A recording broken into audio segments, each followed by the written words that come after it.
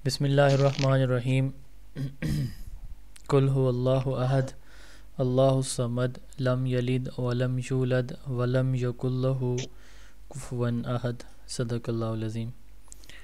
एक काफिर आया अल्लाह के नबी सल्लल्लाहु अलैहि वसल्लम के पास एक पुरानी हड्डी उठा के ना,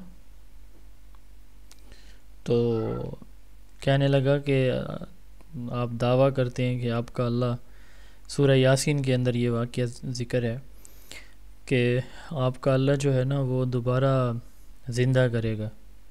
तो उसने ना उस हड्डी को अपने हाथ में, ऐसे पुरानी वसीदा हड्डी थी, हाथ में ऐसे ना रगड़ा तो वो रेत की तरह, मट्टी की तरह ज़रा ज़रा हो गई। फिर उसने फूंक से ना उसको उड़ा दिया हवा से। उसने कहा इसको अल्लाह इकट्ठा करेगा। तो अल्लाह के नबी सल्लल्लाहु अलैहि वसल्लम को अल्लाह ने फरमाया कि हाँ, इसे बता दो कि अल्लाह ने तुम्हें उस वक़्त पैदा किया, मफ़हूम है कि जब तुम थे ही नहीं, एक चीज़ का वजूद ही नहीं था, तो उस वक़्त अल्लाह ने पैदा किया पहली बार। तो अब तो तुम्हारा कहीं ना कहीं चलें वजूद भी तो मौजूद होगा ना, तो उसके लिए दूसरी बार पैदा करना कोई मुश्किल ही नहीं है। ठीक है, तो वो एक वाक़या है हज़रत जो आपकी 29वां पारा है, आयत 28वां पारा, ये कद समी अल्लाह। तो ये एक सहाबिया का ज़िक्र है, मुख्तसर सी बात, ताकि जो लोग ऐड होना चाह रहे हैं वो हो जाएं। तो ज़माने जहलियत में जब इस्लाम की शुरुआत थी, तो आपको पता है कि अहकामात शरीयत आहिस्ता आहिस्ता नाजिल हुए हैं। ठीक है, अब देखें नमाज जो है ना वो कब फ़र्ज़ हुई है? जब अल्लाह के नबी सल्लल्लाहु अलैहि वसल्लम मिराज पे गए। और कब गए? 10 नबवी को। क्या मतलब 10 नबवी का? यानी नबूवत के कितने साल बाद? 10 साल बाद। 10 साल बाद 10 नमाज साल, फ़र्ज़ 9 हो रही। साल बाद। 10वें साल में। अब देखें तो इसी तरह अहकाम शरीयत नाजिल। अब तलाक़ का उस वक़्त जो रवाज था ना, वो उसको कहते थे तलाक़ ज़िहार। उसमें जो बीवी को तलाक़ दी जाती थी, वो उसके लिए एक जुमला बोला जाता था कि तुम मेरी, अरबी में, कि तुम मेरे लिए ऐसे हो जैसे मेरी माँ। यानी वो बीवी हराम हो जाती थी, तलाक़ हो जाती थी उसको। तो एक सहाबिया जिसका नाम खौला है, उनके जो शोहर हैं वो भी मुसलमान थे, ये भी मुसलमान थी। तो उन्होंने कहा कि हज़रत खौला को, घर में कोई हो जाता है मसला तो बाज़ औक़ात फिर इंसान गुस्से में, तैश में, जज्बात में आ जाता है, कोई ऐसी बात कह देता है जो बाद में बड़ा पछतावा होता है। उन्होंने ये जुमला उनको कह दिया। अब उस वक़्त का जो राइज दस्तूर था, साफ ज़ाहिर है कि अल्लाह ताला का हुक्म नहीं आया था, तो तलाक़ हो गई। वो आ गई अल्लाह के नबी सल्लल्लाहु अलैहि वसल्लम के पास। आप सल्लल्लाहु अलैहि वसल्लम हज़रत अम्मी आयशा के पास बैठे थे, तो कहने लगी कि या रसूल अल्लाह सल्लल्लाहु अलैहि वसल्लम, मेरे खावंद ने मुझे ऐसे तलाक़ दे दी। आप कह दें कि ये मफ़हूम है उस सारे वाक़े का, कि आप कह दें कि ये तलाक़ नहीं हुई, मेरे तो छोटे छोटे बच्चे हैं, वो ख़ुद अब परेशान है, मैं भी परेशान, मैं किधर जाऊँगी, वो ख़ुद किधर जाएंगे, बूढ़े हैं, अब मैं बूढ़ी हूँ।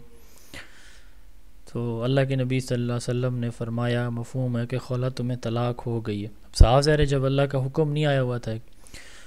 फिर उसने फिर कहा बार बार ना जी। अब वो बड़ी परेशान के तलाक़ हो गई है, और ये ज़माना जहलियत की तलाक़ थी। तो और उधर अल्लाह के नबी सल्लल्लाहु अलैहि वसल्लम भी बार बार यही कह रहे हैं कि तलाक़ हो गई। उसने ना उधर ही बैठ के रोना शुरू कर दिया, और फरमाया कि या रसूलुल्लाह सल्लल्लाहु अलैहि वसल्लम, आप नहीं मान रहे तो फिर मैं अपने अल्लाह से ये मनवाती हूँ। तो फिर वो दुआ करने लग गई। हज़रत आयशा साथ बैठी हैं रज़ी अल्लाह अन्हा। तो वो बड़ी परेशान हो गई खातून। तो हज़रत आयशा ने कहा कि खौला चुप करो। अब हज़रत आयशा को पता था, अम्मी आयशा को, कि नबी अलैहिस्सलाम पे जब वही नाजिल होती थी तो जिस्मानी कैफ़ियत की, तो वो कैफ़ियत आसार नज़र आने लगे। तो अम्मी आयशा रज़ी अल्लाह अन्हा कहने लगी खौला रज़ी अल्लाह अन्हा से कि चुप करो, वही आने वाली है। तो अब हज़रत खौला की जो दुआ थी वो ये थी, वो जुमले जो हैं कि या अल्लाह अपने नबी सल्लल्लाहु अलैहि वसल्लम पे मेरे हक़ में फ़ैसला उतार, यानी फ़ैसला भी उतार और मेरे हक़ में उतार। तो फिर अल्लाह ताला ने ये सूरह जो 28वां पारा है, कद समी अल्लाह, ये आयात नाज़िल हुई। इसका तर्जुमा और तफसीर पढ़िएगा तमाम ख़वातीन। उस वक़्त अल्लाह के नबी सल्लल्लाहु अलैहि वसल्लम पे जब रोने लगी कि या अल्लाह मेरे हक़ में फ़ैसला हो, और आपके नबी सल्लल्लाहु अलैहि वसल्लम की ज़ुबान मुबारक से फ़ैसला मेरे हक़ में। तो फिर अल्लाह के नबी सल्लल्लाहु अलैहि वसल्लम ने उस वक़्त मुबारक दी जब ये आयात नाज़िल हुई कि खौला तुम्हारी तलाक नहीं हुई, ठीक है। तो वो फिर मकसद बात करने का ये है कि ये जब अल्लाह से इंसान मांगता है ना जी, तो अल्लाह के लिए करना कुछ भी करना पॉसिबल है जो पूरी दुनिया के लिए नामुमकिन है। तो अपना एक ईमान रखें और वो ईमान ये होना चाहिए कि मैं अल्लाह से मांग रही हूँ और इस अकीदे के साथ, इस यकीन के दिल में कोई शक ना हो कि जी अल्लाह से मांग रही हूँ तो फ़लाँ के पास, वलीउल्लाह के पास जाऊँगी, पीर साहब के पास जाऊँगी, मौलवी साहब के पास जाऊँगी, उनकी बेगम के पास जाऊँगी। नहीं, आप यकीन करें, मैं सच कह रहा हूँ कि अगर अल्लाह चाहेंगे तो आपको सारी दुनिया मिल सकती है और सारी दुनिया के सारे नेक बुज़ुर्ग आपके साथ खड़े हो ना, अल्लाह ना चाहे ना तो नहीं मिल सकता, कुछ भी नहीं मिल सकता। और दुनिया के सबसे बड़े पीर, दुनिया के सबसे बड़े वली कौन है इस वक्त? आपके वालिदैन हैं। या अगर आप शादीशुदा हैं, अपने घर में रहती हैं, तो वालिदैन के साथ साथ आपके शोहर या आपकी बीवी। ये जो दुआ करेंगे इंशाल्लाह कबूल होगी। पेपर की तरफ हम आते हैं। FPSC SST male solve paper, सिर्फ मेहनत न करें, अल्लाह ताला को भी याद रखें हर वक्त और दुआएं करते रहें। इंशाल्लाह ताला फिर देखेंगे अल्लाह पाक कैसे रंग लगाते हैं आपको। इंग्लिश का पोर्शन बाद में एज़ यूजुअल। ये 24 अक्टूबर 2010 को, वालेकुम अस्सलाम, ये पेपर हुआ है और इसका पेडागोजी पोर्शन हम पहले करेंगे। ये सारा पेपर मुझे एज़ इट इज़ नहीं मिला था जी। सर मुझे ना अल्लाह पाक ने अपने घर बुलाया। मैं अभी रिसेंटली ना उम्र करके आई हूँ। जिस तरह आप बता रहे हैं ना, जब खाना काबा को हम छूते हैं ना और दुआ मांगते हैं, बोसा लेते हैं ना, ऐसे लगता है कि अल्लाह पाक के हम सामने खड़े हैं और इतना माशाल्लाह। दिल करता है बस बंदा रोए जाए अल्लाह से मांगे जाए। और वो बिल्कुल ऐसा। जो रूहानी कैफियत उस टाइम होती है ना, तो जिस तरह आपने सुनाया ना, बस मुझे तो वही सब मेरी आंखों के सामने वैसे ही अल्हम्दुलिल्लाह जब से मैं आई हूँ ऐसे ही चलो रहता है। माशाल्लाह और माशाल्लाह। जब रोजा रसूल पे जाते हैं वो भी सल्लल्लाहु अलैहि कैफियत अलग ही वसल्लम। है। जब बेशक मदीना बेशक। छोड़ते हैं ना, तो जैसे वो नाते सुनते हैं ना कि मेरी आंखें वहां रहेगी, मेरा दिमाग, दिल, हर चीज वहां रहेगा, तो वाकई में बेशक रियल में भी वैसा ही है। बेशक बेशक, इसमें कोई शक नहीं जी। तो अपने अल्लाह बच्चों पाक की भी, आप आपने, सबको अजर यकीन आप में से सुनाए बहुत सारी, हैं अल्लाह पाक। आप में से बहुत सारी ख़वातीन मैरिड होंगी, नहीं तो मुस्तकबिल में अल्लाह आपके नसीब बच्चे करें। तो हमेशा याद रखिएगा कि अपने बच्चों को ना रोज़ाना कोई ना कोई अच्छी बात जो हमारे इस्लामिक पर्सपेक्टिव से हो, रोज़ाना। आप पढ़ी लिखी हैं सारी, तो सोसाइटी में अब देखें हमने सेक्ट्स के अंदर इतने डिवाइड हो चुके हैं हम। मैं दूसरी तरफ जा रही है बात, मैं बिल्कुल मुख्तसर करना चाह रहा हूँ क्योंकि आप मेरे स्टूडेंट हैं और यकीनन मेरा फ़र्ज़ है कि मैं कुछ ना कुछ इस हवाले से भी आपको गाइड करूँ। तो ये जो है ना बहुत ज़रूरी है कि आप अपने बच्चों को, सारी फ़ीमेल्स यहाँ पे हैं, तो अपने बच्चों को रोज़ाना इस तरह की कोई ना कोई बात बताएं, उनको कहानी सुनाएं, इस्लामी वाक़यात सुनाएं, ताकि उन बच्चों का जहन और ईमान अल्लाह की ज़ात पे बने। क्वेश्चन नंबर 1 है पैडागोजी का, इसका इंग्लिश वाला बाद में हम करेंगे और ये पेपर पहले भी आप लोगों को भेजा हुआ है। मैं बता रहा था कि इसमें सारी जो क्वेश्चन हैं सारे के सारे वो एज़ इट इज़ मुझे नहीं मिले थे। जो मिले थे वो तो वेल एंड गुड, बट जो नहीं मिले थे वो फिर मुख्तलिफ सोर्सेज से मैंने ये इकट्ठे किए थे और इनको कंपाइल किया था। क्वेश्चन नंबर 1 है प्रोफेशनल पैडागोजी का, psychology deals with philosophy, behaviour, growth, social norms. तो behaviour, psychology is the study of, किसको कहते हैं? Behaviour and mental process. Psychologist. हाँ, प्रोसेस। साइकोलॉजी वैसे मैंने जो पढ़ाया हुआ है स्टडी ऑफ ह्यूमन बिहेवियर है। साइकोलॉजी के मुख्तलिफ अदवार थे। फर्स्ट जो इनिशियल इसका दौर था उसमें इसको कहा जाता था इनिशियली कि स्टडी ऑफ सोल है, फिर स्टडी ऑफ माइंड कहा गया, सेकंड स्टेज पे, थर्ड स्टेज पे स्टडी ऑफ कॉन्शियसनेस कहा गया, और अब जो है at present psychology is a study of human behaviour कहा जाता है। साइकोलॉजी जो है वो कौन से दो लफ्ज़ से मिल के बना है? Psycho and logo. Psycho mean soul and logos mean study. The psychologists often developed intervention to help student with। Psychologist जो है वो इंटरवेंशन, अब इंटरवेंशन किसको कहते हैं? यानी कोई भी ऐसी, आप कह लें कि जिसे हम सहूलतकार एक वर्ड यूज़ करते हैं ना, तो एक ऐसा सहूलत कोई ऐसी डेवलप करना उन बच्चों के लिए जिन बच्चों को लर्निंग में प्रॉब्लम होता है। तो ये इनका फोकस किस चीज़ के ऊपर रहता है, इंटरवेंशन। इसमें हम कहते हैं क्या उसे बोलते हैं, एक टर्म इसके लिए इसमें स्पेशल एजुकेशन में यूज़ होती है,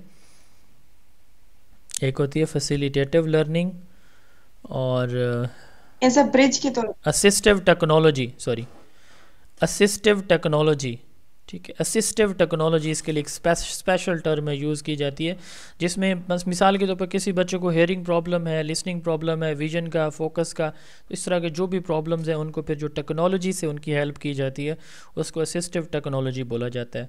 जोन ऑफ एजुकेशन सब्जेक्टिव जिनके पास भी है तो जो सब्जेक्टिव बुक है आई थिंक उसके एंड पे होगा, नहीं तो नोट्स जो आपके पास सब्जेक्टिव हैं लास्ट चैप्टर में शायद ये कहीं होगा, ये चेक कर लीजिएगा।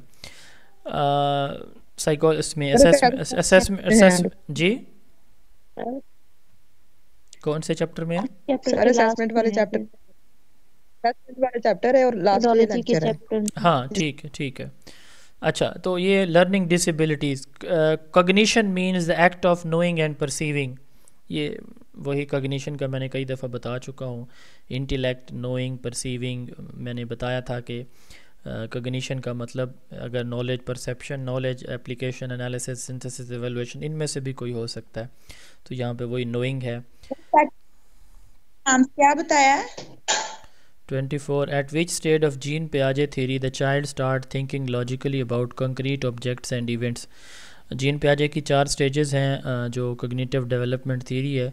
कॉग्निटिव एक लर्निंग थ्योरी है, एक टीचिंग थ्योरी है और एक डेवलपमेंट थ्योरी है। लर्निंग थ्योरी ब्रूनर की है, टीचिंग थ्योरी एनएल गेज की है और डेवलपमेंट थ्योरी जीन पियाजे की है। ये चौथी मरतबा शायद मैं बता रहा हूँ लास्ट 8 लेक्चर्स में। तो इसमें सवाल है कि एट विच स्टेज, ये याद कीजिएगा सिमुलेशन और अकोमोडेशन भी इसी के कंपोनेंट हैं, ठीक है, इसी थ्योरी के। तो ये मैंने कई दफ़ा बताई है ये बात कि इस थ्योरी में से 1, 2, 3 या 4 तक क्वेश्चन आ सकते हैं, मिनिमम 1 मैक्सिमम 4 एक ही पेपर में, एक ही थ्योरी से। तो ये हर जितने भी पेपर हमने अब तक किए हैं तकरीबन सारे पेपर में एक सवाल इस थ्योरी से आ रहा है। तो ये एक आपको समझाने के लिए है। तो ये देखें, ये वीक की कौन सी स्टेज है जिसमें बच्चा लॉजिकली सोचने की, आवाज़ आ रही है बाकी लोगों को? सर कंक्रीट, ये सर आ रही है। हाँ, आप ये देखें, आप देखें इसमें, ठीक है, आप देखें इसमें वो बात पूछ रहा है कि बच्चा लॉजिकली सोचना स्टार्ट करता है किस चीज़ के अबाउट, कंक्रीट कंक्रीट कहते हैं वो चीज़ें जिनको आप छू सकते हैं, फिज़िकली आपके सामने मौजूद हों। तो कौन सी स्टेज होती है जिसमें बच्चा इन चीज़ों को देख के उनके बारे में सोचना शुरू करता है? तो ये कंक्रीट स्टेज ही होती है, कंक्रीट ऑपरेशनल स्टेज। चौथी स्टेज जो है वो फॉर्मल ऑपरेशनल होती है। 25 है how individual differ in behaviour, personality and mental process, it comes under the umbrella of individual differences. ये डेफिनीशन है इंडिविजुअल डिफरेंसेस की कि बच्चों की पर्सनैलिटी, मेंटल प्रोसेस एक दूसरे से डिफ़र करते हैं। तो साइकोलॉजी की कौन सी ब्रांच के अंदर हम इंडिविजुअल डिफरेंसेस को स्टडी करते हैं? कॉग्निटिव में, इंडस्ट्रियल में या पर्सनैलिटी? तो पर्सनैलिटी में करते हैं। यस। 26 है which field of psychology examines how people thoughts, feelings and behaviour are influenced by the presence of other. देखें, बात सोशल इंटरेक्शन की हो रही है, दूसरों की मौजूदगी में हमारी फीलिंग्स कैसे अल्टर होती हैं, चेंज होती हैं। तो पर्सनैलिटी है, क्लिनिकल है, सोशल है एंड नन है। तो सोशल साइकोलॉजी है, दूसरों की बात जब भी आएगी तो फिर बात सोशियोलॉजी की तरफ जाएगी, सोशल की तरफ जाएगी। 27 विच of the following is not an example of an individual difference in the classroom setting. Individual difference की एग्जाम्पल इनमें से कौन सी नहीं है? लैंग्वेज प्रोफिशेंसी, कुछ बच्चों को लैंग्वेज बहुत जल्दी समझ लेंगे। सोशियो इकोनॉमिक, कुछ बच्चों का वालदेन का सोशल सर्कल या इकोनॉमिकल पोजीशन वेरी करती है, कुछ की ज़्यादा होगी, कुछ कमज़ोर होंगे, ये हो सकते हैं दोनों। क्लास कैजुअल, क्लास कैजुअल आपको पता है, चाहे कोई अच्छा बच्चा है, बुरा बच्चा है, छोटा है, बड़ा है, जब वो एक क्लास के अंदर मौजूद होता है तो क्लास कैजुअल सब के लिए सेम ही होता है, जैसे हम क्लास में लेक्चर या पीरियड्स की डिवीज़न करते हैं।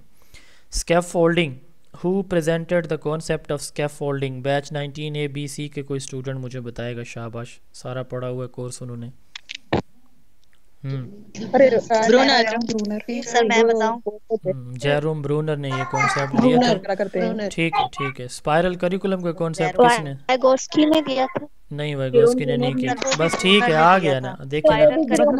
बर्नर ने दिया था। बात ये है, बर्नर वाइगोस्की ने यूज किए हैं।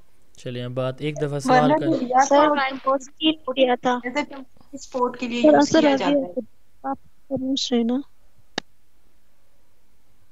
किसी का जवाब रह गया हो तो बता दें प्लीज़, फिर मैं उसके बाद ही एक्सप्लेनेशन दूंगा। हो गए? स्कैफोल्डिंग मींस ये कॉन्सेप्ट ब्रूनर ने दिया था। स्पाइरल करिकुलम का कॉन्सेप्ट जेरोम ब्रूनर ने दिया था। कॉग्निटिव लर्निंग थ्योरी किसने दी है? ब्रूनर की। ये तीनों बस ठीक है। आइंदा मैं सवाल नहीं पूछूंगा, बताऊंगा सिर्फ। तो जेरोम ब्रूनर के ये स्कैफोल्डिंग का कॉन्सेप्ट इसने दिया, स्पाइरल करिकुलम का इसने दिया, और माइक ऑफ करें सारे, किसी का माइक अब ऑन ना हो। और कॉग्निटिव लर्निंग थ्योरी भी ब्रूनर ने दी है। अब इसको पढ़ा आपने कहाँ पे है? ये आपने पढ़ा है मेरे नोट्स में, या वैसे भी हर जगह आप पढ़ेंगे, वाइगोस्की की सोशियो कॉग्निटिव डेवलपमेंट थ्योरी में। ठीक है, तो उसने इसको यूज़ किया इस टर्म को। इनिशियली ये टर्म किसने इंट्रोड्यूस करवाई थी? स्कैफोल्डिंग ब्रूनर ने कराई थी। इसके साथ साथ एक टर्म होती है ZPT, zone of proximal development. Zone of proximal development जो टर्म है वो वाइगोस्की ने दी है। ये डिफरेंस याद रखिएगा। अब दोनों का डिफरेंस मैं बता भी देता हूँ। स्कैफोल्डिंग, ये आप ने अक्सर देखा होगा कि कहीं आते जाते अगर अपने घर में कंस्ट्रक्शन नहीं, ये जो घरों में लेंटर डलता है तो उसके नीचे ना वो आजकल तो वो पाइप लोहे के मेटल के लगे होते हैं, पहले बांस के साथ ना या सफ़ेदों के साथ वो छत बनाई जाती है फट्टों वाली, उसके ऊपर वो कंक्रीट डाला जाता है। जब वो खुश्क हो जाता है तो वो उनको हटा लिया जाता है। ये आप सब ने अक्सर देखा होगा। मैं किसी से पूछ नहीं रहा कि किसने देखा है नहीं देखा, बट ठीक है। उसको कहते हैं अंग्रेज़ी में स्कैफोल्डिंग। उसके लिए ये वर्ड यूज़ होता है स्कैफोल्डिंग। ठीक है, उस स्ट्रक्चर के लिए वो जो टेम्परेरी सपोर्ट दी जाती है, जब वो खुश्क हो जाता है तो उसको हटा लिया जाता है, वो खुद छत खड़ी रहती है दीवारों पे उसके बाद। ठीक है, इसी तरह टीचर क्या करता है, शुरू में वो बातें जो बच्चे को नहीं समझ आ रही होती बताता है, सारी बताता है, थोड़ी बताता है, कम कर देता है, बिल्कुल नहीं बताता। तो टेम्परेरी सपोर्ट है जिसको वो ग्रेजुअली कम करता चला जाता है, इसको कहा जाता है स्कैफोल्डिंग टीचिंग के अंदर। इसके साथ जो दूसरी टर्म मैंने बताई है वो होती है ZPD, zone of ZPD stands for भी आ सकता है, जोन ऑफ प्रॉक्सिमल डेवलपमेंट। अब जोन ऑफ प्रॉक्सिमल डेवलपमेंट क्या है कि एक काम है जो मैं ख़ुद कर सकता हूँ, एक है जो मैं नहीं कर सकता। ठीक है, अब इन दोनों का जो डिफरेंस है कि कौन सा काम टीचर कर के दे टीचर की हेल्प से मैं कर सकता हूँ, कौन सा मैं अकेला कर सकता हूँ। ठीक है, तो इनका डिफरेंस जोन ऑफ प्रॉक्सिमल, इनका जो सेंट्रल पॉइंट है समझ लें वो आपका zone of proximal development. The primary purpose of guidance and counseling in a school is to improve student academic and career. Primary purpose क्या होता है गाइडेंस और काउंसलिंग का स्कूल के अंदर, कि बच्चे का जो एकेडमिक परफॉर्मेंस और कैरियर है, एकेडमिक परफॉर्मेंस से मुराद वही जो स्कूल के ग्रेड्स हैं, ये इम्प्रूव हो जाए। 30. The type of counseling which focuses on helping student to make informed decision about the career choices. तो ये informed decision से मुराद हम उनको बताएं कि आपके लिए ये कैरियर बेस्ट रहेगा, इसको जो है वो क्या कहा जाता है, कौन सी टाइप ऑफ काउंसलिंग, एकेडमिक होती है, पर्सनल कैरियर, ये टाइप्स ऑफ काउंसलिंग है, तो कैरियर काउंसलिंग होती है। दो चीज़ों का फ़र्क समझिएगा कि जो गाइडेंस होती है ना, इसमें हम बेसिकली एक बच्चे को इस काबिल बनाते हैं कि वो अपना डिसीजन ख़ुद करे, ख़ुद करने के काबिल हो जाए, और काउंसलिंग में हम उसको डिसीजन करके देते हैं। ठीक है, ये दोनों का डिफरेंस याद रखिएगा। A key component of effective guidance and counseling services is to guidance और काउंसलिंग सर्विसेज का जो प्राइमरी कंपोनेंट है वो क्या है? Uniform behaviour, limited access to counselling, provide individualise support based on the student need. तो ये बेस्ट हो सकता है। ये जो काउंसलिंग और गाइडेंस में ना बहुत सारे क्वेश्चन बहुत सिंपल से लगेंगे आपको, और उनका जवाब भी सिंपल ही होता है। नॉर्मली यही बातें होंगी कि इंडिविजुअल को उसकी नीड के अकॉर्डिंग सपोर्ट किया जाए, उसको उसके कैरियर में उसको सेल्फ अंडरस्टैंडिंग उसकी डेवलप की जाए। ठीक है, तो की कंपोनेंट क्या है गाइडेंस और काउंसलिंग का? इंडिविजुअल को उनकी नीड के अकॉर्डिंग सपोर्ट देना। The major goal of personal counselling in the perspective of educational psychology is to ensure. अब देखें पर्सनल गाइडेंस की बात हो रही है, तो पर्सनल गाइडेंस में एक इंडिविजुअल को जो भी उसके पर्सनल मैटर्स हैं, इश्यूज़ हैं, कॉन्फ्लिक्ट्स हैं, उनको रिजॉल्व करने के लिए जो उसको स्ट्रेटजीज़ बताई जाएंगी, ठीक है, तो वो उसकी पर्सनल काउंसलिंग के अंदर आ जाएंगी। मिसाल के तौर एक बच्चे को इशू, उसको बिहेवियर इश्यूज़ हैं, उसको जो है वो सोशल इश्यूज़ हैं, वो ग्रुप में नहीं चल सकता, इस तरह के इश्यूज़ हैं। तो major goal of personal counselling in the perspective of educational psychology वो क्या है? Help student to develop coping strategies. ये कॉपिंग नहीं, कॉपिंग है वर्ड, ठीक है, स्ट्रेटजीज़ एंड पर्सनल इश्यूज़। तो ये जो है पर्सनल इश्यूज़ को सॉल्व करने के लिए जो गाइडेंस दी जाती है, काउंसलिंग की जाती है। विच ऑफ द फॉलोइंग, ये स्लाइड नज़र आ रही है 33 क्वेश्चन वाली? नो सर, मुझे तो आ ही नहीं रही कोई भी। No sir. Yes sir. Sir आ चलें, रही है, ठीक है, यस सर आ रही है। ओके शो हो ओके रही है सर। ओके हो रही। Okay okay okay.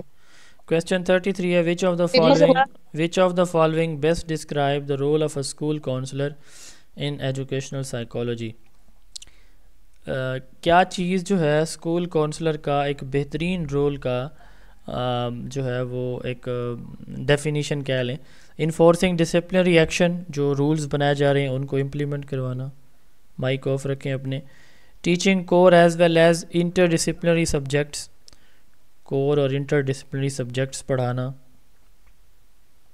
Supporting students academic, personal and social development. अब ये देखें, ये एक होलिस्टिक ऑप्शन है जो चारों में से बेस्ट है कि बच्चे को उसकी एकेडमिक, पर्सनल और सोशल डेवलपमेंट में सपोर्ट करना।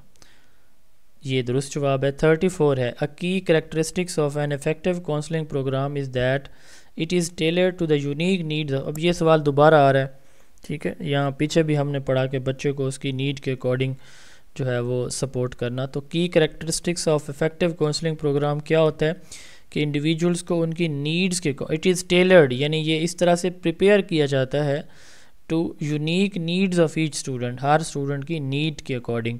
साफ ज़रा काउंसलिंग में हर एक की नीड डिफरेंट होती है, तो उसका प्रॉब्लम डिफरेंट होता है, तो उस हिसाब से उसको गाइड किया जाता है। 35, which kind of counselling might help student to improve their study skills and time management. अब कौन सी है जो स्टडी स्किल्स, साफ ज़ाहिर है कि इसमें एकेडमिक की बात हो रही है। जब स्टडी की बात आएगी तो वो काउंसलिंग जिसमें बच्चे को उसकी जो स्टडीज़ हैं उसको बेहतर करने के लिए हेल्प दी जाती है, वो एकेडमिक काउंसलिंग कहलाती है। 36, the primary role of group counselling in the teaching learning setting is to. Group जो काउंसलिंग है इसका क्या जो है वो रोल होता है? Enable student to share common experiences and support each other, ठीक है। तो यानी बच्चों को ग्रुप काउंसलिंग में बच्चे एक दूसरे के साथ अपने एक्सपीरियंस शेयर करके एक दूसरे को सपोर्ट करें, ये ग्रुप काउंसलिंग का ऑब्जेक्टिव है।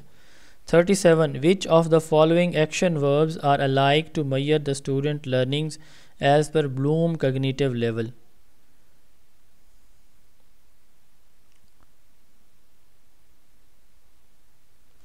Which of the following action verb are alike to measure students' learning as per Bloom cognitive level? Analyze and evaluate, synthesize and evaluate. यहाँ पे होगा कि हाँ ठीक है, ये दोनों जो है वो एक दूसरे के बिल्कुल आइडेंटिकल है। यानी ये पूछ रहा है कि हमने ब्लूम टेक्सोनोमी पढ़ी है। अच्छा, मैंने ना ये यूट्यूब के ऊपर एक लेक्चर मेरा मौजूद है 2 दिन पहले का, कल का है आई थिंक, बल्कि परसों का है। उसका टाइटल होगा Sindh teaching licence lecture number 1। वो ना अगर आप कोई इसके जो एक्शन वर्ब हैं और इसकी जो प्रैक्टिकल एग्जांपल्स हैं अगर वो समझना चाहता है कोई, ठीक है, कि कौन सी स्टेटमेंट से हमें पता चलेगा कि ये ब्लूम टेक्सोनोमी के कॉग्निटिव लेवल के कौन सा क्वेश्चन है, कौन से लेवल का क्वेश्चन है। उसमें मेरा एक लेक्चर मौजूद है 40 मिनट्स का, तो वो अगर कोई देखना चाहे तो वो देख सकता है, चैनल पे वो मौजूद है, लिंक नहीं मिलेगा वहाँ से देख लें। ये सवाल पूछ रहा है इस स्टेटमेंट के अंदर के कौन से 2 एक्शन वर्ब अब एनालाइज और इवेलुएट एक्शन वर्ब हैं, नहीं है, ये तो लेवल है। सिंथेसिस एंड इवेलुएशन ये दोनों लेवल हैं, एक्शन वर्ब्स नहीं है, ठीक है। तो डिस्टिंग्विश एंड डिस्क्रिमिनेट एक दूसरे से मिलते जुलते भी हैं, ये सारे डिफरेंट हैं एक दूसरे से, ऊपर वाले दोनों। तो एक तो ये अलाइक भी हैं, मिलते जुलते भी हैं, और हैं भी एक्शन वर्ब, ये ऊपर वाले दोनों नहीं है, ठीक है। ये तो इट सेल्फ लेवल्स हैं। Who is considered as the pioneer of curriculum development, curriculum की जो excuse me sir, hmm sir screen नजर नहीं आ रही मैं क्या करूं? सर। अब कंटिन्यू करें। नहीं, उनसे पूछने रीजॉइन देना करें आपको। सर, एक ये मिनट, इनसे क्या रीजॉइन करें। एक मिनट सब्र तो कर लो। आपको पेपर भेजा हुआ है ना ग्रुप में, डाउनलोड कर लें, नहीं तो एक दफ़ा लीव करके रीजॉइन कर लें, दो ऑप्शन है। मैं कुछ नहीं कर सकता, जो ही करना है आपने करना है, मेरी तरफ से शो हो रही है। स्क्रीन नजर आ रही है सर, स्क्रीन नजर आ रही है, पेपर लेकिन खोलो है, MCQ ना नजर नहीं आ डिस्टर्ब रहा करो, जो आप पेपर पढ़ा रहे हैं। खोलो। अच्छा पेपर खोल लें, मैं बता तो रहा हूँ कि कौन सी स्टेटमेंट पे हूँ अभी मैं, ठीक है। तो 38 है, हु इज़ कंसिडर्ड है। अच्छा मैं सवाल पूछ रहा था, सवाल मेरे जहन से निकल गया। वो ये था कि जो बाइबल ऑफ द करिकुलम है वो कौन सी बुक है और उसका नाम क्या है और किसने लिखी है? सर टेलर ने लिखी है। हाँ जी, टेलर ने लिखी है, राल्फ टेलर ने। और इसका जो है वो 5 कंपोनेंट पे रैशनल, जो डिडक्टिव और ऑब्जेक्टिव मॉडल है, रैशनल, डिडक्टिव और ऑब्जेक्टिव मॉडल टेलर का 1949 में 1949 में इसने दिया था। उसके 5 कंपोनेंट हैं। तो ये इसकी किताब है उसकी करिकुलम पे, उसको जी principle of curriculum and instruction book का नाम। हाँ जी, ये किताब इनकी बाइबल ऑफ सर इसी करिकुलम। बुक की बेस पे इसको फादर ऑफ करिकुलम भी कहा जाता है। अगला भी बता दें आप। तो इस बेस पे इनको फादर ऑफ करिकुलम कहा जाता है, राल्फ टेलर को, ठीक है। 39 है, क्वेश्चन नंबर 39 है, Norman L web who developed the depth of knowledge framework was from which country. ये आपने इसको डीओ के फ्रेमवर्क स्टैंड्स फॉर, ये अगर आपको पेपर में आ सकता है कि ठीक है, या यूं भी पूछा जा सकता है, who developed the depth of framework, sorry depth of knowledge framework, ठीक है। तो ये सवाल यूं भी आ सकता है, तो दोनों तरह से इसको अंडरस्टैंड कर लें। सवाल नंबर है 39। तो ये डॉक फ्रेमवर्क के फाउंडर नॉर्मन एल वेब, ये कहाँ के रहने वाले थे? ये अमेरिकन थे। डॉक फ्रेमवर्क के फाउंडर अमेरिकन थे। What does IBCC stands for in Pakistan education system. 2014 में पाकिस्तान में नेशनल करिकुलम काउंसिल बनी थी, उसका नाम है NCC, नेशनल करिकुलम काउंसिल। कितने मेंबर पे मुश्तमिल है? 58 मेंबर पे। दुरुस्तगी कर लीजिएगा सारे, ओल्ड मेरी बुक में 46 कहीं लिखा होगा। तो ये 58 मेंबर पे मुश्तमिल बॉडी को नेशनल करिकुलम काउंसिल कहा जाता है। फिर इसी तरह एक टर्म है IBCC। एक सूबे के अंदर जितने भी डिवीज़न होते हैं ना, तो हर डिवीज़न का एक बोर्ड होता है, ठीक है, examination board, board of intermediate and secondary education, 22 जिसे बोलते हैं। तो उस 22 के जो हेड होता है ना, उसका कहते हैं चेयरमैन। 22 सरगोदा, 22 लाहौर, 22 पिशावर, ठीक है। अब एक सूबे में जितने भी बोर्ड्स हैं उनके हेड्स को क्या बोला जाता है?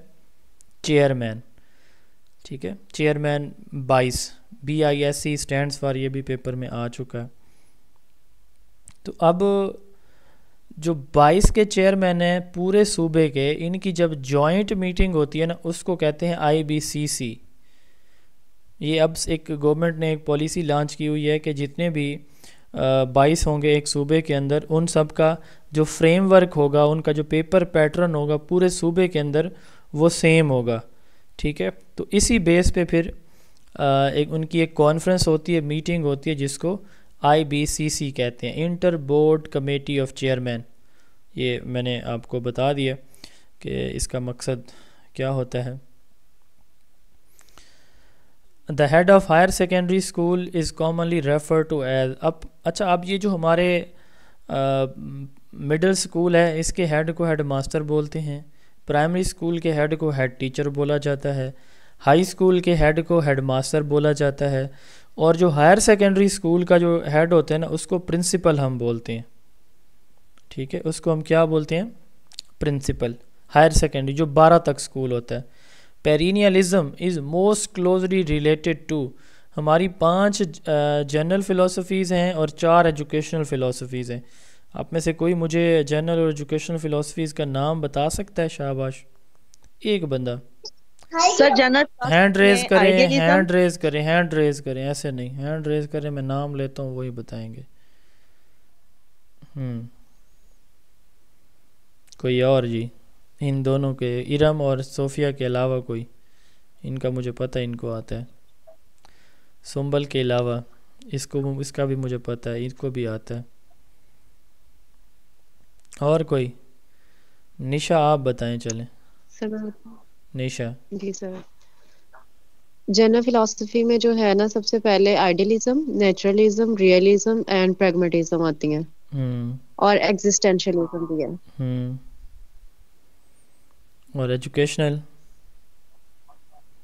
और एजुकेशनल में जो है ना वो पेरेनियलिज्म, और इसके अलावा जो है पेरेनियलिज्म के अलावा आ जाएगी कोई और बता दे जी। इरम आप बता दें। सर एसेंशियलिज्म, एग्जिस्टेंशियलिज्म और प्रोग्रेसिविज्म, जिसका नाम लिया वही प्रोग्रेसिविज्म आएगी जी। एजुकेशनल फिलॉसफी में सर एसेंशियलिज्म और प्रोग्रेसिविज्म और रिकंस्ट्रक्शनिज्म। जी जी, मेहरबानी, शुक्रिया।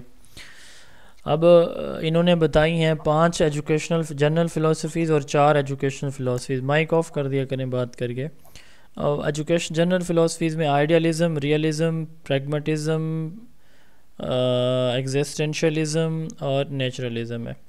तो ये मैंने फ़िलासफ़ी के चैप्टर में पढ़ाया भी है, बताया भी है आप लोगों को जिन्होंने ये चैप्टर पढ़ लिया है, ABCDE बैच 19 वालों ने, तो उसमें मैंने बताया होगा, उनको पता होगा। बाकी लोगों को मैं बता देता हूँ।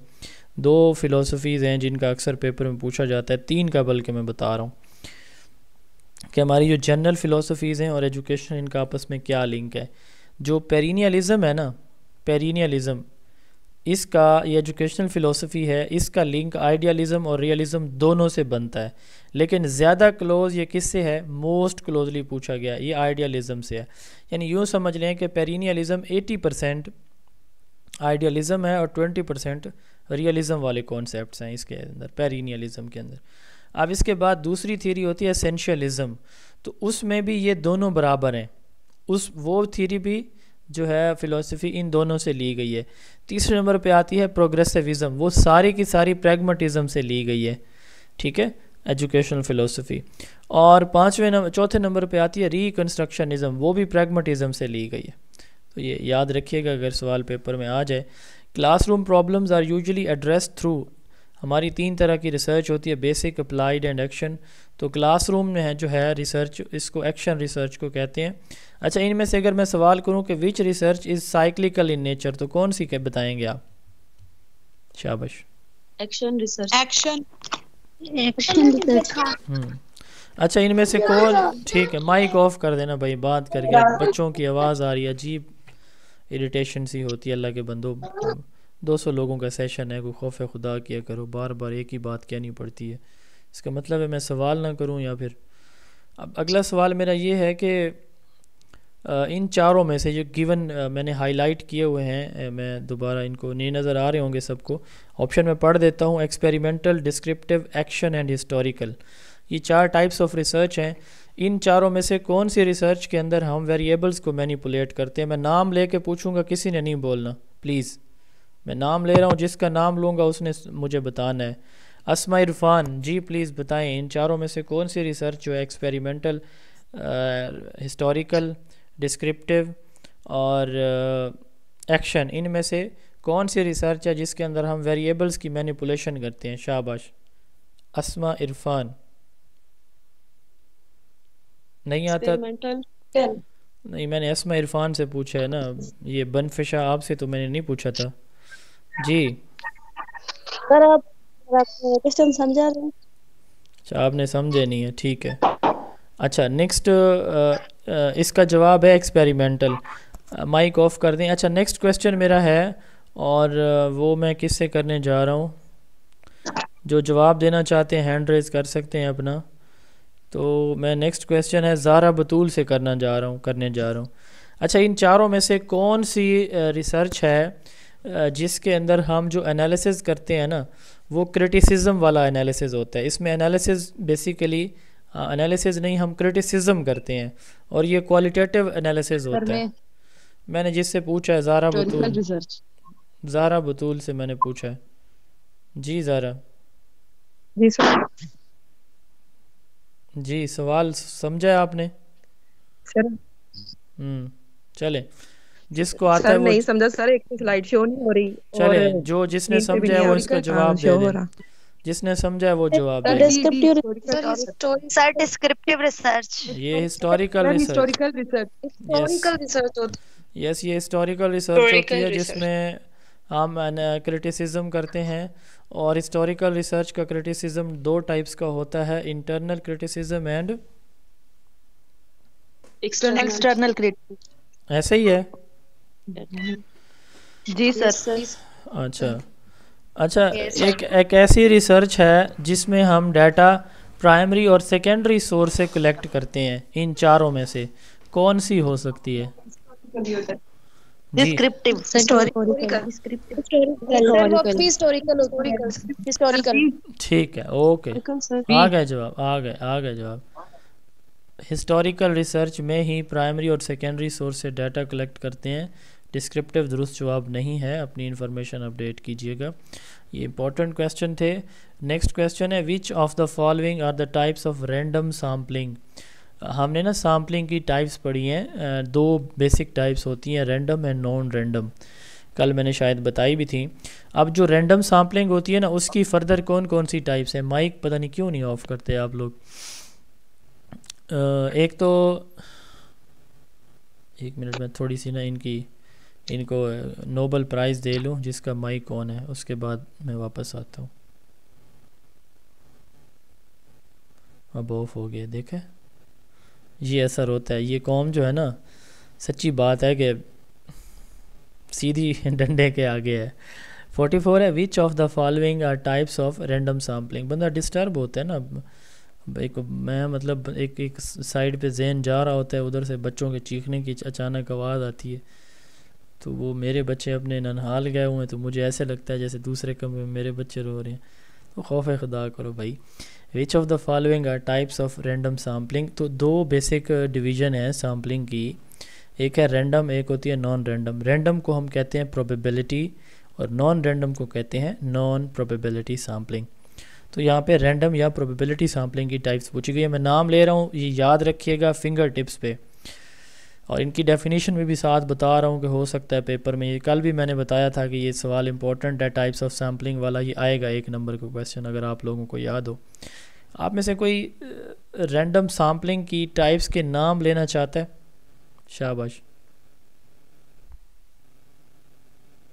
जी। Zainab. Sir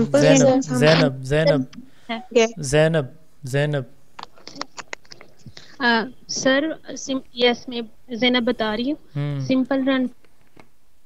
simple random sampling जिसको लॉटरी मेथड कहते हैं। शाबाश, नेक्स्ट। ये एक हो गई, 1 मिनट। सिंपल रैंडम सैम्पलिंग जिसको हम लॉटरी मेथड कहते हैं, ये एक हुई। नेक्स्ट क्या बताइए? Systematic random sampling.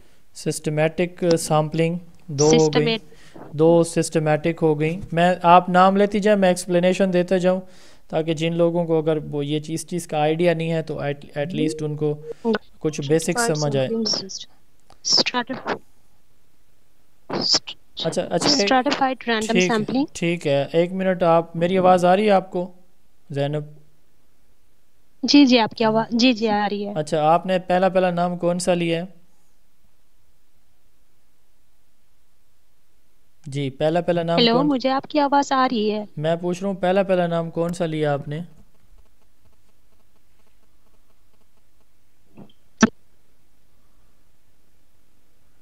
मेरी आवाज़ आ रही है प्लीज़? हेलो। जी जी, मेरी आवाज़ आप लोगों तक जी पहुँच जी, रही अभी है? आ रही है। जी जी अच्छा, मैं ज़ैनब आपसे ये पूछ रहा था कि आपने पहला जी पहला सर, पहुंच रही है। Okay okay, yes sir. Random sampling में ज़ैनब आपने पहला पहला नाम कौन सा लिया है? शाबाश।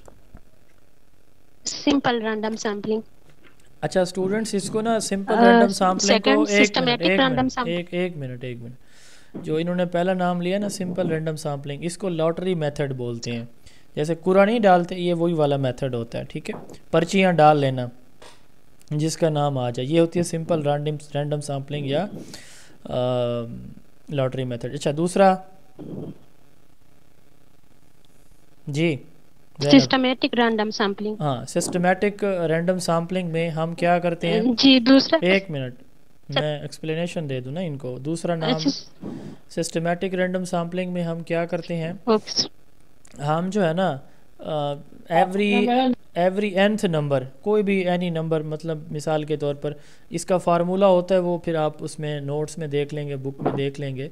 तो एनी nth नंबर हम ले लेते हैं, ठीक है। हर 5वां नंबर, 10वां नंबर, 7वां नंबर, जितना हमें सैम्पल चाहिए होते हैं उस हिसाब से वो नंबर हमारे पास आ जाता है। तो हम हर एवरी nth नंबर सेलेक्ट किया जाता है। जी नेक्स्ट। नेक्स्ट स्ट्रैटिफाइड सर जैसे रैंडम मीटिंग सैम्पलिंग। आते हैं स्कूल में। पहले क्लस्टर हम बता देते हैं, फिर स्ट्रैटिफाइड पे जाएंगे, ठीक है। ओके सर, फाइन हाँ, फाइन। क्लस्टर सैम्पलिंग में हम क्या करते हैं? हम डिफरेंट ग्रुप्स को रेंडमली सेलेक्ट करते हैं। Entire groups are selected randomly, ठीक है। पूरा ग्रुप एक, मिसाल के तौर पर मेल और फीमेल है तो एक ग्रुप सेलेक्ट किया जाएगा रेंडमली। तो entire group is selected for study, ये होता है क्लस्टर सैम्पलिंग। 3 हो गए, चौथा बताएं। स्ट्रैटिफाइड। Stratified sampling. अब इसमें क्या होता है कि पहले ग्रुप बनाते हैं, फिर उन ग्रुप से रिप्रेजेंटेटिव सैंपल लिया जाता है, यानी ग्रुप्स के हम फिर सब ग्रुप्स बना के वहाँ से हम डाटा लेते हैं, ठीक है। पूरा ग्रुप सेलेक्ट नहीं किया जाता, हर ग्रुप से लोग लिए जाते हैं। ये थोड़ा सा डिफरेंस होता है स्ट्राटा में और क्लस्टर में। क्लस्टर में इंटायर ग्रुप हम सेलेक्ट करते हैं और स्ट्रैटिफाइड में उस ग्रुप से क्या करते हैं, सैंपल लिए जाते हैं। ये हो गई प्रोबेबिलिटी सैम्पलिंग। नॉन प्रोबेबिलिटी पे आए अब। मैं बताऊं सर? हाँ जी, ज़ैनब ही बताएंगी। सर, मैं ज़ैनब बताऊं? ज़ैनब ज़ैनब बताएंगी, ये ज़ैनब को बताने दें आज। जी पर्पसिव सैम्पलिंग।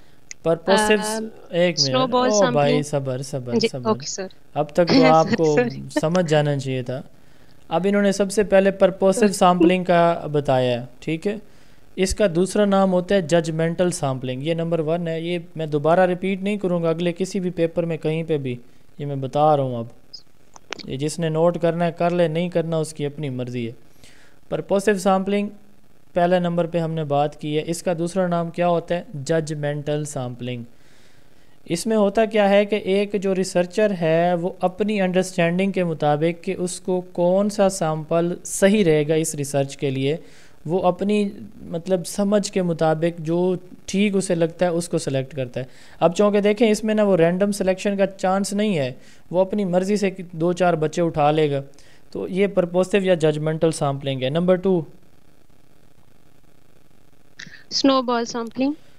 Snowball sampling. अब इसमें क्या होता है कि जैसे एक बंदा हमने सेलेक्ट किया ना पहले, तो वो अगले का पता हमें बताता है, फिर वो उससे अगले का बताता है, वो उससे अगले का बताता है, ठीक है। जैसे नशई होते हैं ना, अगर आपको पता हो, आपने स्टडी करना हो, हाँ इसको चेन भी कहा जाता है। तो अब ये देखें कि एक बंदे को आपने जो नशई हैं इन पे आपने स्टडी करनी है, तो आपको नहीं पता होगा कि ये कहाँ कहाँ आपको मिलेंगे, लेकिन एक नशई आपको मिल गया तो वो आपको बता सकता है कि उनका अड्डा कहाँ कहाँ पे है। तो पहला सैम्पलिंग, आपको जो सैंपल मिलता है तो वही आपको आगे रेफ़र करता है कि भाई फ़लाँ फ़लाँ फ़लाँ। इसको रेफरेंस बेस्ड सैम्पलिंग भी कहा जाता है, चेन सैम्पलिंग भी कहा जाता है, कि जहाँ जहाँ पे वो मिलते जाएंगे उनको बोले। मिसाल के तौर पर पीएचडी एजुकेशन बखर में कौन कौन है? अब साफ ज़ाहिर है जिसने एजुकेशन की डिग्री पीएचडी में की है उसका 8-10 लोगों से लिंक होगा एटलीस्ट, जो पीएचडी होल्डर हैं, तो वो हमें बता सकता है कि पीएचडी बखर में कहाँ कहाँ आपको मिलेंगे, ठीक है। नेक्स्ट जी। Convenience sampling. कन्वीनियंट सैम्पलिंग जो है ना, ये हम आसानी के लिए, अपनी आसानी के लिए, ईजीनेस के लिए, जहाँ से इजीली हमें सैंपल मिल जाए, हाँ वहीं से हम सैम्पलिंग कर लेते हैं। मिसाल के तौर पर एक शॉपिंग मॉल में लोग मौजूद हैं, एक मंडी के अंदर लोग मौजूद हैं, तो एक स्कूल के मुख्तलिफ बच्चों का, तो इसको कन्वीनियंस। जी next. Quota sampling. Quota sampling, इसमें एक स्पेसिफिक कोटा रख दिया जाता है, मेल का, फीमेल का, डिसेबिलिटीज़ वालों का, ठीक है, माइनॉरिटीज़ का, तो जो उस कोटा से फिर सैंपल लिया जाता है। तो ये जो है 5 हमारी टाइप्स थी किस चीज़ की,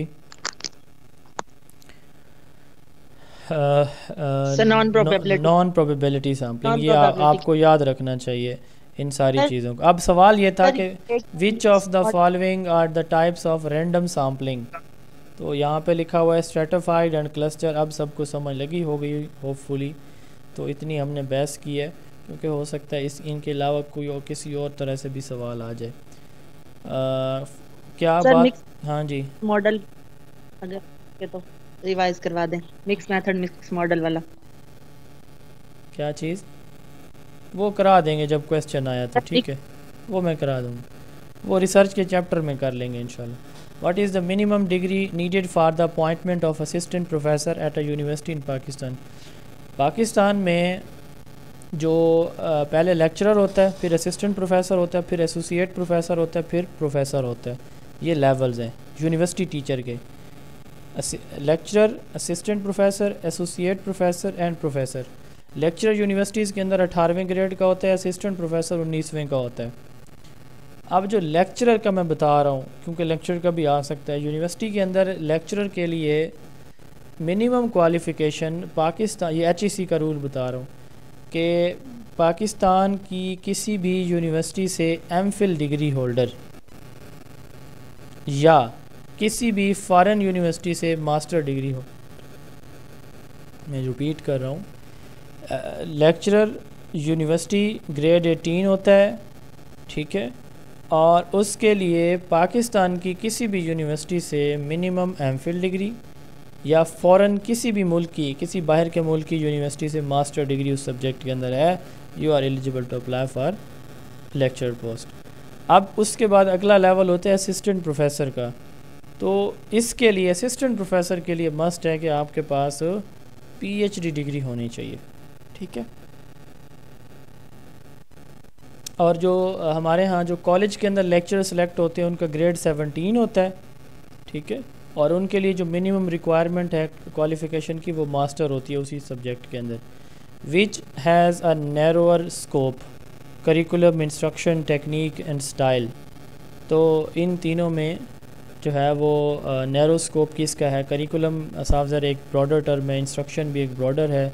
इंस्ट्रक्शन के अंदर फिर ये टीचिंग स्टाइल्स हैं 5, हर स्टाइल की डिफरेंट फिर टेक्निक्स होती हैं। तो टेक्निक जो है वो क्या कहलाएगी? नैरो स्कोप इन में से। अब एक होती है अप्रोच, एक होती है फिर सबसे पहले टीचिंग अप्रोच होती है, प्रिंसिपल्स ऑफ टीचिंग जिसे हम बोलते हैं, ठीक है। और उसके बाद होती है स्ट्रेटजी लेसन प्लानिंग और हाउ टू अचीव गोल्स से रिलेटेड है। उसके बाद आता है मेथड जो है how to present information, how to deliver lecture, ठीक है, ये इससे रिलेटेड है, हाउ टू प्रेजेंट, ठीक है। ये तीसरे नंबर पे है स्कोप में।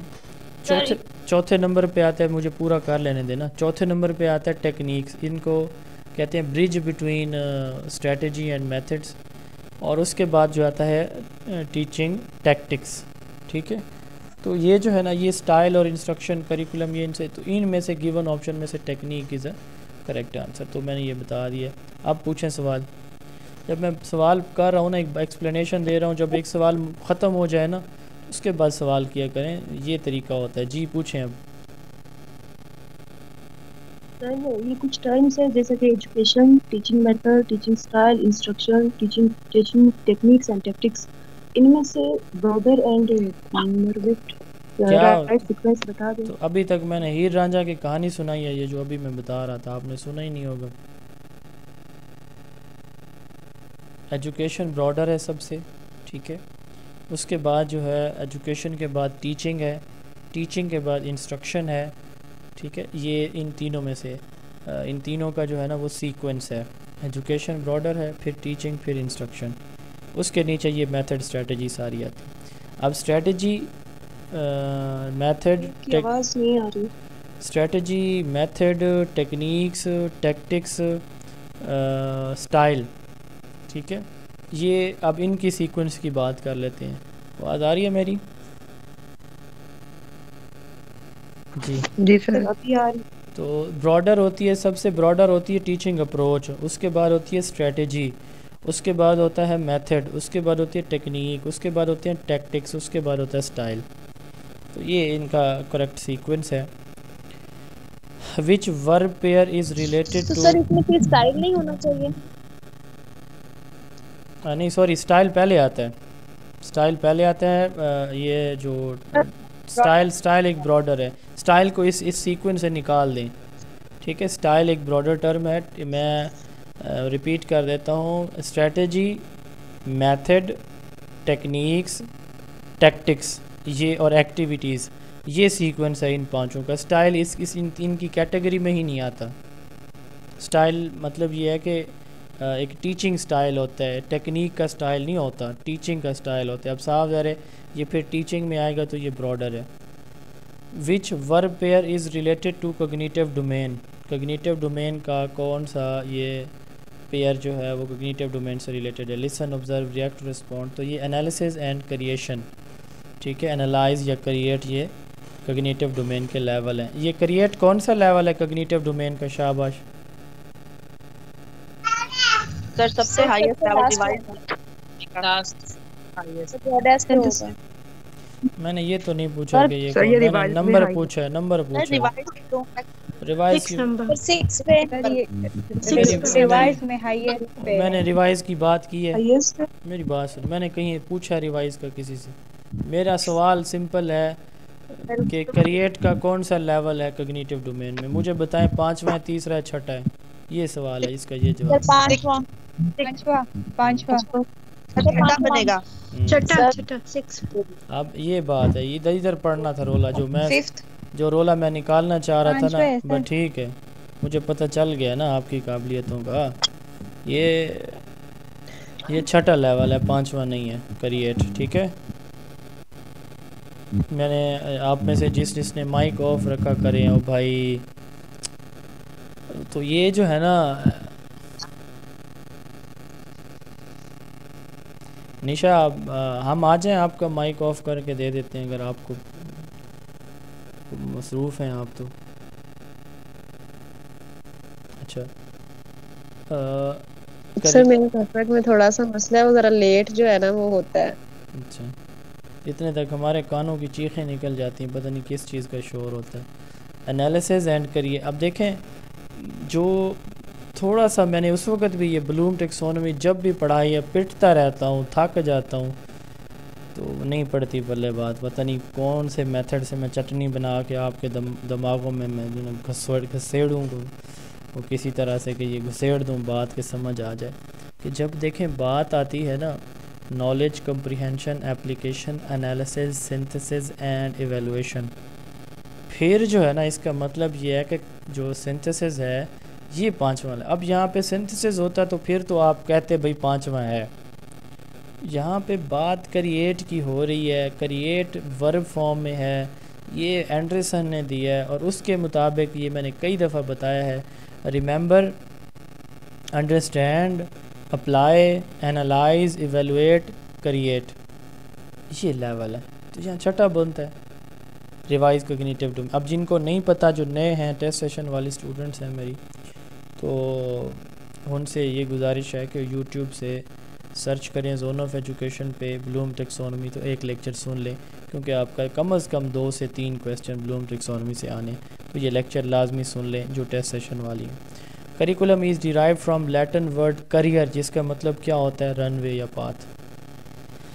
49 है learning by doing is related to which educational theorist, ये जोहन डेवी की प्रोग्रेसिविज्म थ्योरी से है। लर्निंग बाय डूइंग इसको एक्टिविटी मेथड भी कहा जाता है और डेविड कोल्ब ने इसको एक्सपेरिएंशियल लर्निंग का नाम दिया था। Allama Iqbal open university was included in policy during which period, ये आपको बताया पहले कई दफ़ा 1972 की पॉलिसी में, 1974 में ये फिर बनी थी।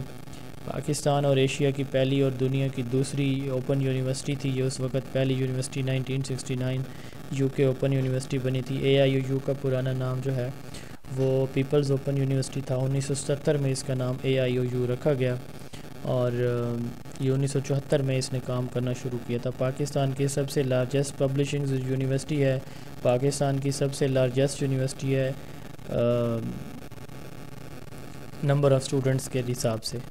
51 which is effective method for data collection in quantitative research. Quantitative research में जो सबसे इफ़ेक्टिव मेथड होता है वो सर्वे क्वेश्चनर है, जो मैंने आपको कल ग्रुप में भेजा था कुछ ग्रुप्स के अंदर। तो ये case study, focus group, interview, इनमें सबसे बेस्ट मेथड, ईजीएस्ट मेथड जो है वो ये है survey questionnaire. Portfolio is a type of, portfolio जो है वो मैंने बताया था जब ये मैं टॉपिक पढ़ाया था, तो आप में से जिसने वो लेक्चर लिया, तो ये एक होती है असेसमेंट फॉर लर्निंग, होती है असेसमेंट ऑफ लर्निंग। तो उस वक्त मैंने यूँ बताया होगा, आप लोगों को याद होगा कि portfolio is a type of assessment for learning and assessment of learning. तो यानी समेटिव और फॉर्मेटिव दोनों होती है portfolio. Portfolio is a purposeful collection of student work. Anecdotal record क्या होता है, वो स्टूडेंट का बिहेवियर रिकॉर्ड होता है। Samia's parents want to seek admission of their child in a school, the type of assessment for this would be. अब समिया के वालिदैन चाहते हैं कि उनकी बच्ची स्कूल में दाखिल हो जाए, तो इसके लिए स्कूल में समिया किस तरह का इम्तिहान देगी, कौन सी type of assessment. Placement, formative, diagnostic and summative. तो ये प्लेसमेंट होगी, प्लेसमेंट होगी। अब फॉर्मेटिव के लिए कोई एक वर्ड बता दें, ड्यूरिंग, बिफोर, आफ्टर, कौन सा होगा? ड्यूरिंग। सबमेटिव के लिए कौन सा होगा? At the end. डायग्नोस्टिक के लिए वन वर्ड सब्स्टिट्यूशन क्या होगा? डिफिकल्ट। ठीक है, next. In an objective MCQ type question, the option should be, अब कल ये सवाल आया हुआ था, ऑप्शन शुड बी मीनिंगफुल। आज आया हुआ option should be of same length. ये दोनों इम्पोर्टेंट है MCQ की। हाँ, स्टेम जो है वो मीनिंगफुल होनी चाहिए और जो MCQs हैं वो सेम लेंथ की होने चाहिए। ठीक है, स्टेम मीनिंगफुल होनी चाहिए और stem statement of the MCQs is known as stem. तो ये ऑप्शन जो उसके सेम लेंथ के होंगे। 55 विच of the following is the best strategy for resolving conflict among the teachers, mediation and open communication. मैंने आप लोगों को बताया हुआ है पहले किसी लेक्चर में कि there are 3 strategies to resolve the conflict, which are, कौन सी हैं? आप बोले ना, वो जो महान बनती हैं हर बात पे। अभी मैं सवाल नहीं करता, माइक पहले ऑन हुआ पड़ा होता है। जी मीडिएशन। शाबाश। ये कौन बोल रही हैं? 1 मिनट, इनके लिए मेरे हाथ में अखरोट है और मेरी तरफ से ये आपको गिफ्ट है। क्या नाम क्या है, दोबारा बताएं ज़रा। शाबाश। कौन बता रही हैं? आवाज़ आवाज़ नहीं आ रही।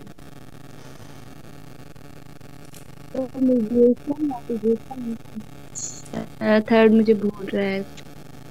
रुबाब बता रही हैं। सवाल नहीं, सवाल रिपीट मैं क्यों करूं? रुबाब बता रही हैं, उनका जवाब सुनना है मुझे। रुबाब, आपका दोबारा ज़रा बताएं, आपकी आवाज़ कट रही थी। मुझे उनसे पूछ लेने देना। Mediation, litigation.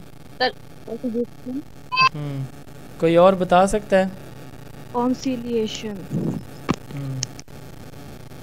चले, महानूर बता रही हैं। जी महानूर। सर कॉन्सिलिएशन, मीडिएशन और लिटिगेशन। अखरोट आपका। अच्छा, कंसिलिएशन, मीडिएशन एंड लिटिगेशन, ये 3 जो है ना वो मेथड्स होते हैं कॉन्फ्लिक्ट रेजोल्यूशन के। अब कॉन्फ्लिक्ट क्या होता है? रोला पड़ जाना टीचर्स आपस में, ना तुम मेरी चेयर पे क्यों बैठी हो, ना तुमने आज जो है ना वो ये करना था, तुमने क्यों नहीं किया। टीचर्स मेल में भी होती है लड़ाई स्कूलों के अंदर, फीमेल में भी होती है। तो अगर हो गई है तो एज अ प्रिंसिपल आप क्या काम, बेस्ट स्ट्रेटजी कौन सी यूज़ करेंगे? ठीक है, सबसे अच्छी स्ट्रेटजी मीडिएशन, कैंसिलिएशन ये है कि छोड़ो यार, बस कोई बात भी थी, इतनी छोटी सी बात है, आप लड़ रहे हो, नहीं इसने मुझे ऐसे कहा, वो कहीं नहीं इसने मुझे, अच्छा चलें यार अब बस इतनी सी बात है, बस छोड़ें, ख़त्म करें बात, ये होती है कंसिलिएशन। और मीडिएशन क्या है, आओ मैं आप दोनों को अखरोट खिलाता हूँ, बस जी लेकिन सर मैडम आपने इनको ये बात जो की है ना ये गलत, इस पे आप एक्सक्यूज़ करें। तो जो मेरे जैसे छोटे दिल वाली होगी शायद वो कहेगी मैं नहीं करूँगी एक्सक्यूज़, या नहीं करूँगा मैं एक्सक्यूज़। तो जो बड़े दिल वाले वो कहते हैं ठीक है मेरी मिस्टेक है मैं कर लेता हूँ। ये होती है मीडिएशन, ठीक है, सालसियत जिसे कहते हैं। फिर तीसरे नंबर पे है लिटिगेशन। हेड कहेगा जाओ भाई दोनों तुम, मैं कर रहा हूँ तुम दोनों को सरेंडर, तुम उधर जाके लड़ती रहना डीओ ऑफिस में। तो मीडिएशन जो है ये ओपन कम्युनिकेशन, एक दूसरे की गलती मानना, ये होती है mediation. Which is the highest level of SOLO taxonomy, extended abstract level. तो unistructural, multi structural, relational, pre structural, unistructural, multi structural, relational and extended abstract, ये 5 लेवल होते हैं। इनिशियली सोलो के जो है वो 4 लेवल थे, बिग्स एंड कॉलेज ने दी थी 1982 में दी थी। और इसका लोएस्ट लेवल प्री स्ट्रक्चरल है, हाईएस्ट एक्सटेंडेड एब्स्ट्रैक्ट है। How many tyres were introduced in the education policy 2009। Education policy में जो 2009 थी इसके अंदर एजुकेशन के कितने टायर्स बताए गए थे, ये आगे क्वेश्चन में वो टायर्स भी मौजूद होंगे। तो 3 टायर्स थे। मौजूदा हमारी एजुकेशन पॉलिसी 2009 की एजुकेशनल पॉलिसी है, याद रखिएगा। The degree equivalence of national and international student is the responsibility of कायद नेक्टे नाही। तो ये HEC की responsibility, higher education commission equivalence degree ये बताता है। The cognitive domain deals with knowledge. Cognitive domain का काम किससे है? नॉलेज से होता है। ये कई दफ़ा सवाल आ चुका है, बल्कि पिछले पेपर में भी अभी हम पढ़ के आ रहे हैं, इसी पेपर में कहीं ऊपर पढ़ के आ रहे हैं। Teacher training at college and university is primarily the responsibility of. मैंने बताया है कि 2 दिन पहले शायद बात हुई थी कि कॉलेजेस और यूनिवर्सिटी की जो टीचर होती हैं या होते हैं उनकी ट्रेनिंग की रिस्पॉन्सिबिलिटी नाही की होती है, national academy for higher education की। और पंजाब में ये कायद रिस्पॉन्सिबल है, और बाकी सूबों के अंदर PITE provincial institute for teacher education वो मौजूद हैं, PITE, ठीक है। Perennialism is most closely related to. Perennialism से मुतालिक ये दूसरा सवाल है। पेरिनियलिज्म पहली एजुकेशनल फ़िलासफ़ी है रॉबर्ट हचन की। ये कहती है कि जो ओल्ड थिंग्स हैं ना, old books, old tradition, culture, generation after generation वही चलता रहे। तो टीचिंग टाइमलेस ट्रुथ, पुरानी चीज़ों को पढ़ाना, ये इसका फोकस है। If a student is not taking interest और effectively participating in the class, the best approach is to encourage participation with positive reinforcement. तो नहीं कर रहे तो उनको थोड़ा सा प्रेज़ करें, उनकी तारीफ़ करें, उनको कोई रिवार्ड दें, क्लैपिंग कराएं, ठीक है, अप्रिशिएट करें, तो इनकरेज करें थोड़ा रिवार्ड के साथ। Action research in education focuses on improving teaching practices. Action research basically immediate problems, यानी स्पेसिफिकली अगर हम बात करें तो क्लासरूम प्रॉब्लम्स को एड्रेस करने की एक रिसर्च है। तो ये टीचिंग प्रैक्टिसेस को बेहतर करने के लिए यूज़ की जाती है। What is the minimum period for internship required as per HEC की वेबसाइट पे भी मौजूद है। ये 9 वीक्स मिनिमम होता है। मिनिमम पीरियड जो है इंटर्नशिप का कितना होना चाहिए? 9 weeks. What was the key theme of 1992 educational policy. 1992 की एजुकेशनल पॉलिसी का की थीम, इसी के अंदर जो है ना वो कंप्यूटर एजुकेशन इंक्लूड की गई थी हमारे करिकुलम के अंदर 1992 की पॉलिसी में। ये सवाल पेपर में आ सकता है, बड़ा इंपॉर्टेंट है। To promote Islamic social political economical and ethical values and women's education, ये जो है वो की थीम था 1992 की पॉलिसी का। 66 है according to the national curriculum framework. शाबाश, ये आज ही जिक्र हुआ इसका। किस साल ये बना था NCC? जी 2001 में। और सर इसके अंदर 2 चीजें थी, असेसमेंट और लार्ज स्केल असेसमेंट। गलत है। मैंने मुझे पता है कि आपने उधर पेपर में भी ऐसे करना है। रमजी कोई और बताए शाबाश। आज मैंने जिक्र किया है IBCC के सवाल के साथ। हाँ 2014 आधा करोड़ बचा हुआ है। 2014 में कितने मेंबर हैं जी? सुंबल आज आप चुप हैं। 58 किस साल बनी थी? किस साल बनी थी ये NCC? 2014 में बनी थी। ठीक है बस ख़त्म बात। अच्छा NCC के मुताबिक single national curriculum SNC officially launched in the Pakistan. Pakistan में ऑफिशियली लॉन्च कब हुआ था? अगस्त 2021 में लॉन्च हुआ था। अगस्त 2021 में लॉन्च हुआ था। ठीक है फर्स्ट फेज़ इसका। अगर ये पूछा जाए ना कि अगर सवाल हो 2020, 21, 22, 23 इस तरह से, और अगर पूछा जाए फ़ेज़ 1 की, तो फिर फ़ेज़ 1 इसका लॉन्च हुआ था। वैसे ये ऑफिशियली आया 2020 में था। SNC कब आया था? सिंगल नेशनल करिकुलम 2020 में आया था। ठीक है लॉन्च हुआ था, बट इम्प्लीमेंट फर्स्ट फेज़ जो इसका हुआ था वो 16 अगस्त 2021 को हुआ था। माइक ऑफ करें। The 18th amendment in the constitution of Pakistan 1973 primarily gives power to provincial government for provision of education. ये कल मैंने पहले क्वेश्चन में ये था तो मैंने एक्सप्लेन किया था। 25A को भी और 18th अमेंडमेंट को भी कई दफ़ा जिक्र हो चुका है। In recent educational policy intermediate level colleges in Pakistan have been named as government associate college. जो इंटरमीडिएट कॉलेज है ना तो उनको गवर्नमेंट एसोसिएट कॉलेजेस का नाम दिया गया है। और जो डिग्री कॉलेजेस हैं यानी जो करवाते हैं BS यानी ये वो कॉलेज हैं जहाँ पे सिर्फ इस वक्त FA-FSC की क्लासेस हो रही हैं। साफ ज़रा BA BSc तो है नहीं, तो सारे कॉलेजेस को जो है वो BS जो है ना वो उस अलाउ नहीं हुआ अभी तक। तो जिन कॉलेजेस के अंदर सिर्फ FA-FSC की क्लासेस हैं ICS की, उनको गवर्नमेंट एसोसिएट कॉलेजेस कहा जाता है। और जिन कॉलेजेस के अंदर BS की क्लासेस हो रही हैं उनको गवर्नमेंट ग्रेजुएट कॉलेज कहा जाता है। और जिनके अंदर BS के साथ साथ मास्टर डिग्री की क्लासेस भी चल रही हैं उनको गवर्नमेंट पोस्ट ग्रेजुएट कॉलेज कहा जाता है। ठीक है ये 2021 में ये क्लासिफिकेशन इनकी हुई थी, जब से ये कॉलेजेस के अंदर BA BSc ख़त्म कर दिया HEC ने और BS प्रोग्राम लॉन्च करा दिए। Assessment during a lecture. During the lecture कौन सी होती है? फॉर्मेटिव होती है, सबको पता है।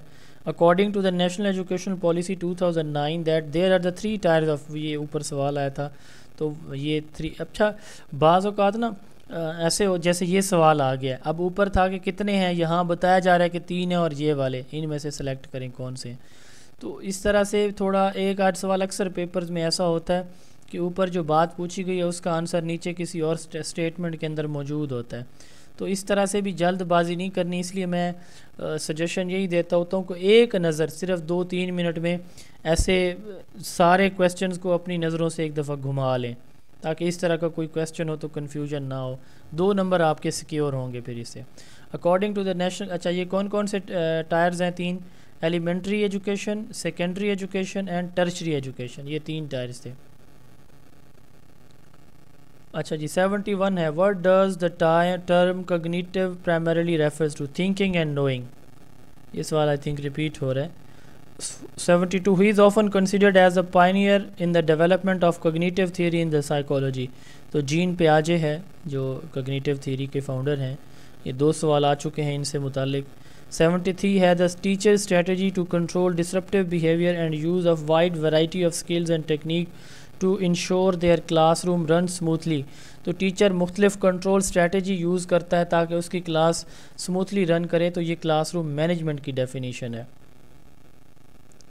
74 है identifying classroom difficulties typically falls under. Classroom difficulties हम किस रिसर्च के अंदर देखते हैं? एक्शन रिसर्च है, ये आज भी बात हुई है।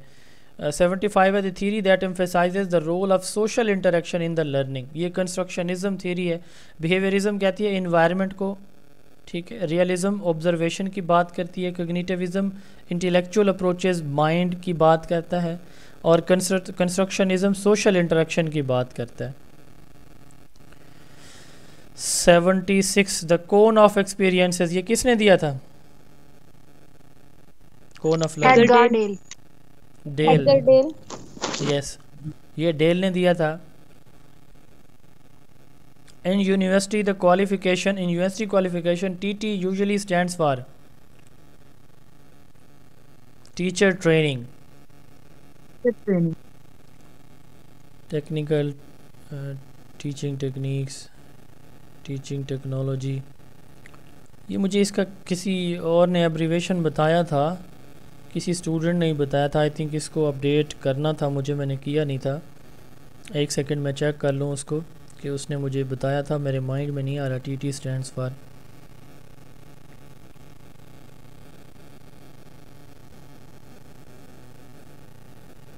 टेम्पर टेंट्रम, इस तरह की कोई टर्म थी। किसी को याद है? ये कंफर्म है किसी को? टेम्पर टेंट्रम के नाम से मुझे लगता है किसी यूनिवर्सिटी की कोई थी विजिटिंग लेक्चर, तो उसने मुझे कहा था कि सर इसका ये टीचर ट्रेनिंग नहीं है, क्योंकि ये मैंने आपको बताया कि सारे ऑप्शन हमें मिले नहीं थे। मैं एक मिनट मज़ीद भी इसको कंफर्म कर लूँ।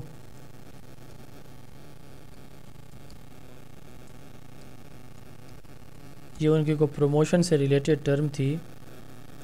टेम्पर नहीं, ये टेम्पर टेंट्रस तो कोई बीमारी अल्लाह ना करे। चलें बहरहाल, इसको जो है ना कल आप में से कोई मुझसे लाजमी ये पूछ लेगा अगर मुझे भूल जाए तो। सर इसको टैक्टिक्स ऑफ टीचिंग तो नहीं कह सकते? जी, टैक्टिक्स ऑफ टीचिंग तो नहीं कह सकते? नहीं टीटी नहीं, मैं ये लिख रहा हूँ, मैं फिर बाद में आप लोगों को बता दूंगा, क्योंकि हो सकता है ये क्वेश्चन रिपीट भी हो जाए। ये मुझे याद है कि टेम्पर टेंट्रस इस तरह की कोई टर्म थी, वो मैंने उस वक्त देखी भी थी गूगल से, फिर मुझे अपडेट करना भूल गया था ये क्वेश्चन। चले इंशाल्लाह फिर कल आप में से पूछ लीजिएगा कोई। सर एक टेन्योर का ट्रैकिंग सिस्टम भी तो होता है हायर एजुकेशन में। टेन्योर ट्रैक, ये वही तो नहीं है? हाँ, टेन्योर ट्रैक ऐसे टेन्योर है। ट्रैकिंग सिस्टम सर होता है वो। आई थिंक यही थी वो, टेन्योर ट्रैक थी, आई थिंक सो, क्योंकि tenure track, yes tenure track, ये दुरुस्त कर लें इसको। टेन्योर ट्रैक ये प्रमोशन के लिए कोई होते हैं, उनका टर्म होती है कि एक उन्होंने टेन्योर, एक पोस्ट या एक स्टेशन पे कितना अरसा काम किया, इस हवाले से कोई होती है टर्म। सर 5 साल होता है। 5 साल होता है मिनिमम। ठीक है, टेन्योर ट्रैक ये याद रख लें सारे। तो ये पेपर में भी ये लिखा हुआ है टीचर ट्रेनिंग, तो ये दुरुस्त नहीं है, ये मैं ठीक कर लूँगा अपने पास, तो बट आप अपने पास इसको करेक्ट कर लीजिएगा। 78 as a principal you observe a decline in the student performance across all grades, what should be the first step? पहला स्टेप आपका कौन सा होगा? Conduct a comprehensive assessment of student performance, आप बच्चों की परफॉर्मेंस की एक कम्प्रीहेंसिव लेंगे, असेसमेंट करेंगे। कम्प्रीहेंसिव असेसमेंट समझ आ जाए आपको कि बच्चों को प्रॉब्लम कहाँ पे है, ठीक है। 79 है Amjad has decided to select the same subject and repeat it in the next semester, what could be the main reason for this decision? Improve करना चाहता है, उसमें कोई कंटेंट मिसिंग है, अनसेटिस्फैक्ट्री परफॉर्मेंस है, तो वो चाहता है कि वो बेहतर हो जाए, सब्जेक्ट को अंडरस्टैंड करना चाहते हैं। ऑल ऑफ दीज, तो all of these is correct. 80 which of the following is a feature of curriculum? Curriculum हमेशा फ्लेक्सिबल होता है, ठीक है। याद रखिएगा 2 सवाल आ सकते हैं। एक सवाल ये होगा कि करिकुलम डेवलपमेंट प्रोसेस इज़, उसका जवाब है डायनामिक, या अगर ऑप्शन में है कि curriculum development process is continuous and dynamic, ठीक है। तो डायनामिक कंटिन्यूस होगा, ये याद रखिएगा। करिकुलम डेवलप, ये हमारी पॉलिसी एक है, उसके अंदर कहा गया, आई थिंक 1959 की थी या 92 की थी, मुझे याद नहीं है एग्जैक्टली, फिर मैं कंफर्म होगा जब तो बता दूंगा फिर। बहरहाल ये है, उसमें भी है कि curriculum development is a continuous process, तो ये एक तो कंटिन्यूस पे टिक करना है। दूसरा ये है कि करिकुलम फ्लेक्सिबल होता है या रिजिड होता है, तो करिकुलम फ्लेक्सिबल है। तीसरा एक सवाल आ सकता है कि इस्लामिक करिकुलम का फ़ीचर क्या है, तो वो रिजिड होता है, 81 the type of duration of a class in a secondary school time table, ये क्लास 40 मिनट्स की होती है usually. 82 the instructional leadership primarily focuses on teacher performance and student learning. जो इंस्ट्रक्शनल लीडर होते हैं ना, इनका काम स्कूल मैनेजमेंट या बजट या इंफ्रास्ट्रक्चर पे नहीं होता, टीचर की परफॉर्मेंस और स्टूडेंट लर्निंग पे ज़्यादा होता है। 83 it provides a continuous feedback about the learning process. तो फीडबैक, अंडरस्टैंडिंग, मॉनिटरिंग, ये तीनों टर्म्स मैंने बताई थी, ये फॉर्मेटिव असेसमेंट की डेफिनेशन का पार्ट है। तो फॉर्मेटिव में हम फीडबैक देते हैं। 84 है in which development student explore behaviour and mental process. Mental process जिस डेवलपमेंट के अंदर एक्सप्लोर हो रहा है तो साफ ज़रा वो कोग्निशन से डील कर रही होगी, तो कोग्निटिव डेवलपमेंट है ये। 85 है the minimum duration of professional degree in Pakistan. Pakistan में पहले प्रोफेशनल डिग्री क्या होती थी? CT सर्टिफाइड टीचर, फिर थी PTC प्राइमरी टीचिंग कोर्स, फिर आई B.Ed बैचलर ऑफ एजुकेशन, ठीक है, फिर आई M.Ed मास्टर ऑफ एजुकेशन, फिर आई MA education master of arts in education, फिर आई M.Phil education master of philosophy in education, फिर PhD doctor of philosophy in education. अब जो minimum requirement है वो सवाल है कि कितने ईयर की है? 1.5 ईयर की है। अब सवाल अगर यूँ पूछा जाए कि किस पॉलिसी के तहत है? 2009 की पॉलिसी के तहत है, ठीक है। मिनिमम क्वालिफ़िकेशन जो कि B.Ed है और ये 1.5 ईयर है, सारे प्रोविंसेस के लिए। 86 है in which year revise graduate education policy GEP was started by HEC। 2023 के अंदर रिवाइज्ड ग्रेजुएट पॉलिसी HEC ने लॉन्च की है। Who is top in the power in the province to take action and decision of educational institution? Secretary school education, ये top पे होता है, या किसी भी डिपार्टमेंट का सेक्रेटरी उसका हेड होता है। DPI stands for director public instruction, ये सवाल भी आ सकता है। 89 which institute of Pakistan is responsible for attestation of degree inside and outside the country. HEC हमारी जो है वो रिस्पॉन्सिबल है डिग्री अटेस्टेशन के लिए। The more effective tool for collection of data in qualitative research. अब पहले क्वांटिटेटिव में था, उसमें हमने क्वेश्चनर की बात की, अब क्वालिटेटिव का पूछा जा रहा है तो इसमें फोकस ग्रुप इंटरव्यू होता है, ठीक है। 91 Alia came to Lahore for collection of data. When she arrived she came to know that the schools are close due to mela. This statement is limitation, assumption, delimitation, none. ये लिमिटेशन है। Limitation जो naturally कोई reason हो ना किसी चीज़ की open close होने की, या बाउंड्री कोई लग जाए नेचुरल, जब जैसे ये नेचुरल है उसके कंट्रोल में नहीं है, इसको लिमिटेशन कहा जाता है। और एक रिसर्चर जो ख़ुद उसकी बाउंड्री बनाता है, मिसाल के तौर पर आप स्टूडेंट से डाटा लेना चाहते हैं, ठीक है। अब स्टूडेंट आप जाते हैं स्कूल, तो स्कूल आपकी लिमिटेशन हो गई, ठीक है। स्कूल के बच्चों से डाटा लेना चाहते हैं। अब आप एक स्कूल में गए हैं, ठीक है, सपोज करें, तो वहाँ पे 2 स्कूल थे, एक प्राइवेट एक गवर्नमेंट स्कूल। जो प्राइवेट स्कूल का था उसकी कोई बिल्डिंग का मसला बना तो उन्होंने 1 दिन की छुट्टी दे दी। अब आपने किससे डाटा लेना था? स्कूल से, स्कूल्स के बच्चों से। अब एक स्कूल क्लोज है, ये है लिमिटेशन। दूसरा ओपन है, आप वहाँ चली जाती हैं। तो अब आप स्कूल के अंदर पहुँच के आप ये कहती हैं कि मैंने तो सिर्फ जो है ना वो उन बच्चों से डाटा लेना है जिनकी एज 10 साल से ज़्यादा है। अब ये डिलिमिटेशन है, तो वो भी स्कूल के बच्चे साल, लेकिन जो आपने मज़ीद उसमें एक बाउंड्री, एक सेंक्शन, एक लिमिट इम्पोज कर दी अपनी स्टडी के अंदर, जो आप खुद करते हैं, ये होती है डिलिमिटेशन। और जो नेचुरल होती है उसको लिमिटेशन कहा जाता है। Which assessment agency measure and assess students in the USA and provide report card. ये है NAEP, national assessment of educational progress. Counseling involve the helping student to deal with personal, social and academic challenges.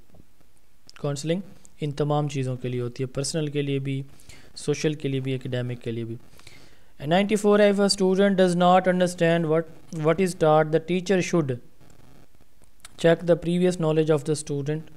उसे ignore भी नहीं करना चाहिए, lesson को repeat भी नहीं करना चाहिए सेम वे में, हाँ डिफरेंट वे में हो सकता है, तो उसको प्रीवियस नॉलेज चेक करना चाहिए। इस बच्चे को पहले इसका कोई नो हाउ है से। अब जैसे मिसाल के तौर पर मैं आज सवाल किया कि क्रिएट कौन से, अब मैं ये कहता कि सारे आप नालायक हैं। अब हो सकता है जिन्होंने जवाब दिया हो वो फ्रेश स्टूडेंट हैं टेस्ट सेशन की, तो उन्हें पता ही नहीं है, ब्लूम टेक्सोनॉमी भी रिवाइज भी हो चुकी है, उन्होंने वो 6 लेवल्स उनको रटा लगाया हुआ।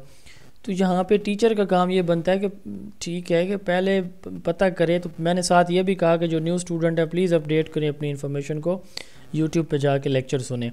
तो ये चीज़ होनी चाहिए। अगर बच्चों को समझ नहीं आ रही तो टीचर को भी ऐसे करना चाहिए। Previous knowledge 95 in the curriculum planning which of the following represents.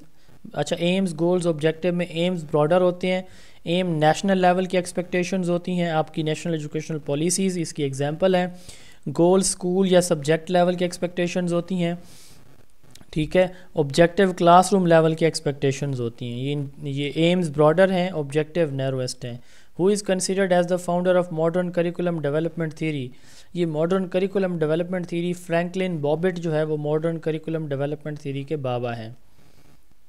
97 a type of counseling which helps in exploring thoughts, feeling and behavior in the presence of other। ये पहले भी सवाल आया है, ये social counseling है। 98 if you visit a school and find it closed what action will you take? Inform the administration immediately। हम फौरी तौर पर एडमिनिस्ट्रेशन को इन्फॉर्म करेंगे कि स्कूल आज क्लोज है। 99 the first step of the teaching is knowing the background of the student। Background से मुराद ये नहीं कि इनके अब्बा अम्मा क्या करते हैं, बल्कि बच्चे की इन्फॉर्मेशन इस टॉपिक से के अबाउट क्या है। 100 if courses repeat in 2 classes it means which organization of the curriculum is absent. 2 courses आप देखें ना, एक है अलाइनमेंट, एक चीज़ मौजूद है उससे थोड़ा सा एक्सटेंडेड फॉर्म में अगली क्लास के अंदर मौजूद है, ये तो होती है अलाइनमेंट। अब अगर एक चीज़ छठी में मौजूद है, 7वीं में मौजूद है, इसका मतलब क्या है कि जो वर्टिकल अलाइनमेंट होती है डिफरेंट ग्रेड में जो कंटेंट होता है, तो उसकी वो अलाइनमेंट इसके अंदर मिसिंग होती है, ठीक है। तो ये वर्टिकल अलाइनमेंट मिसिंग है। जी इंग्लिश कौन करा रही हैं जी? मैं करा दूं? जी आज इरम नहीं कराएंगे, कोई और जो है वो कोई फीमेल कराना चाहें। जी जी सर ठीक है। सर कल आपने मुझे एक टास्क असाइन किया था, वो मैंने होमवर्क कर लिया, वो ये करवा लें, फिर वो वाला होमवर्क मैं करा देती हूँ। नहीं वो इधर नहीं, वो फिर एक सेशन आपने मैसेज आज किया था एक नंबर से मुझे कि सर वो। जी सर। हाँ तो वो सर आप वो डाटा मैंने कंपाइल कर लिया है। नहीं वो अलग से ना, अब तो ये बोर हो चुके हैं, थक चुके हैं 1.5 घंटा मुझे सुन के। जी सर ठीक होगा।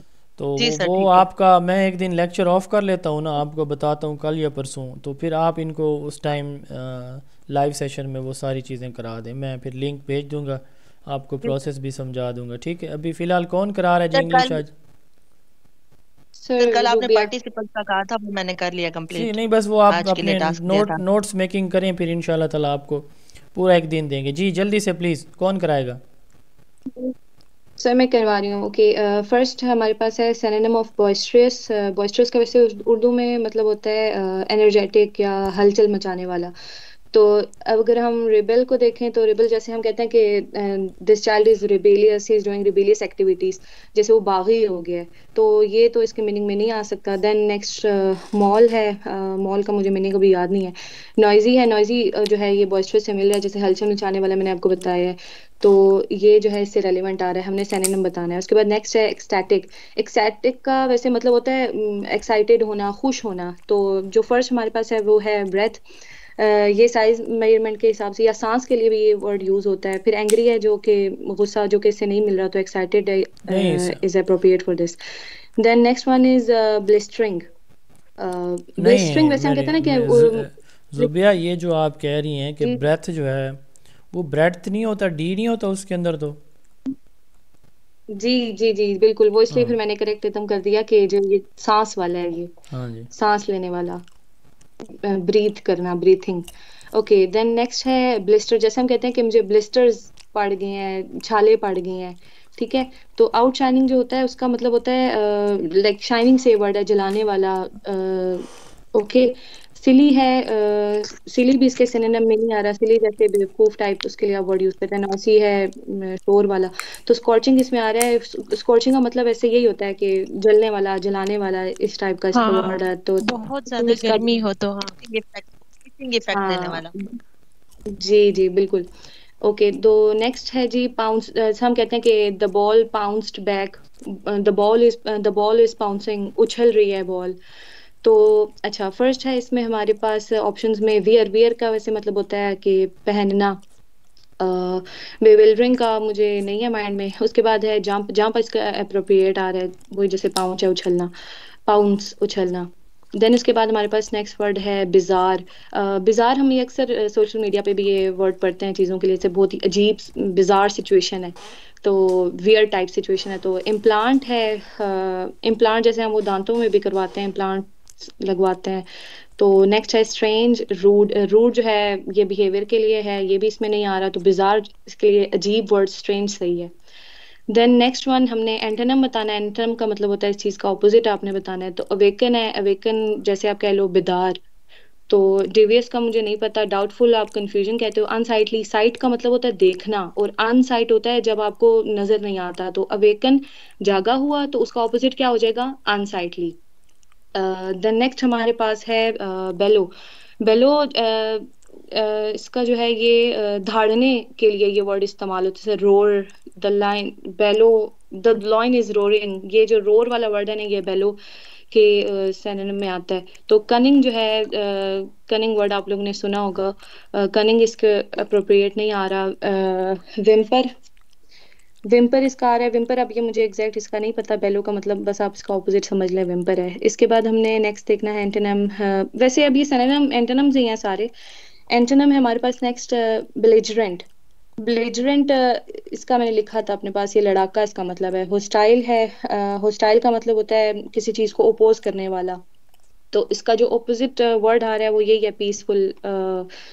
और प्रेज जो है वो तारीफ के लिए, वो तो इसके साथ मतलब ना ही मैच कर रहा है, ऑपोजिट में मैच कर रहा है, ना ही सिनोनिम में मैच कर रहा है। देन नाइन्थ वन, सर इसको मूव करें स्लाइड को।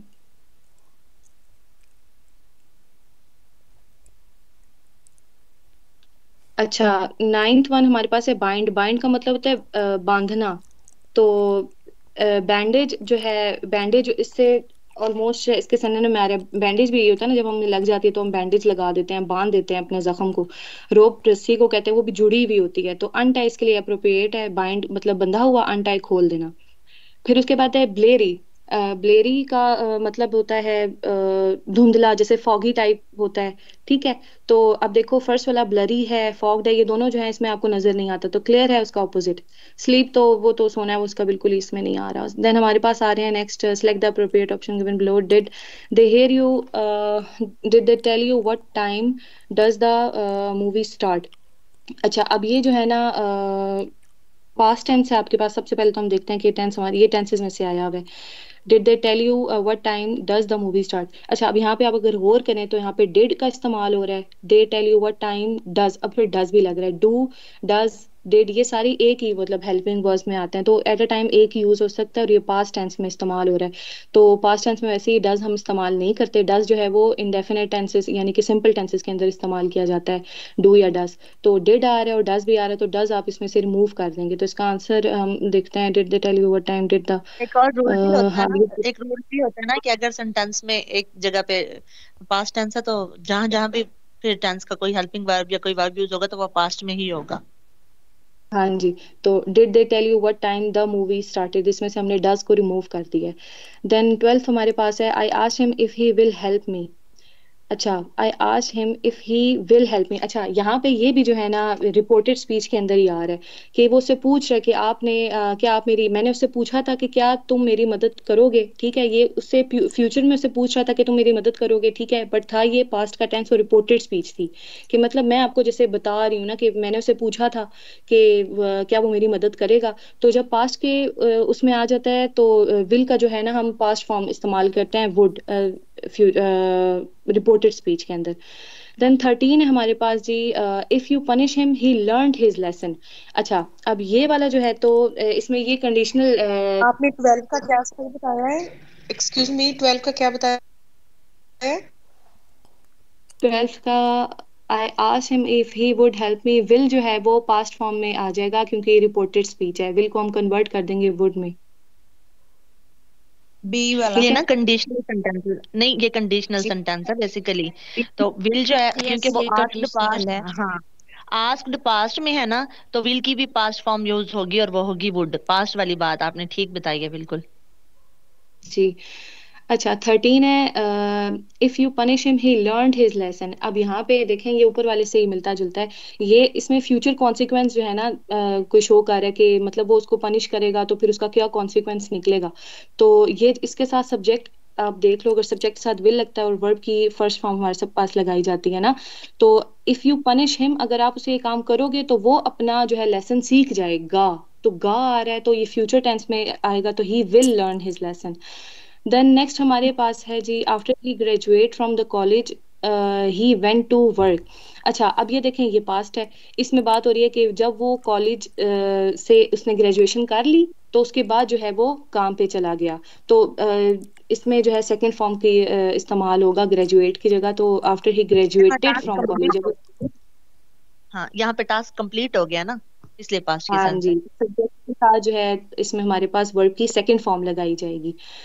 ओके नेक्स्ट है जी लेट्स आस्क टीचर। इसमें ऑप्शंस हैं let's ask our teacher, let's ask the teacher. अच्छा ये जो है ना इसमें आर्टिकल्स आए हुए हैं आ एन और दा का ना, तो टीचर के साथ वैसे दा इसलिए यहाँ पे इस्तेमाल हुआ है क्योंकि दा का आपको पता होगा कि वो उस जगह पे इस्तेमाल होता है जहाँ पे हमें जिस चीज की तरफ पॉइंट किया जा रहा होता है ना उसके बारे वो चीज नोन होती है, मतलब हमें पता है कि हम किसके पास जा रहे हैं। तो स्टूडेंट्स हैं जैसे कह रहे हैं लेट्स आस्क द टीचर, तो हमें पता है हम किसके पास जा रहे हैं, तो द वहां पे इस्तेमाल होता है जहाँ पे आपको उस चीज के जिसके ऊपर आप पॉइंट कर रहे होते हैं ना, जिसके पास जा रहे हो तो उस चीज के बारे में वो नोन होती है आपको, जैसे आपके सामने हो या इस तरह से आप समझ लो इसको। ठीक है। अच्छा नेक्स्ट वन है जी she working in a restaurant. अच्छा ये जो है ना ये present indefinite present continuous tense आया है जिसमें सब्जेक्ट के साथ हम इज एम आर लगाते हैं और वर्ब की फर्स्ट फॉर्म के साथ आईएनजी का इजाफा कर देते हैं।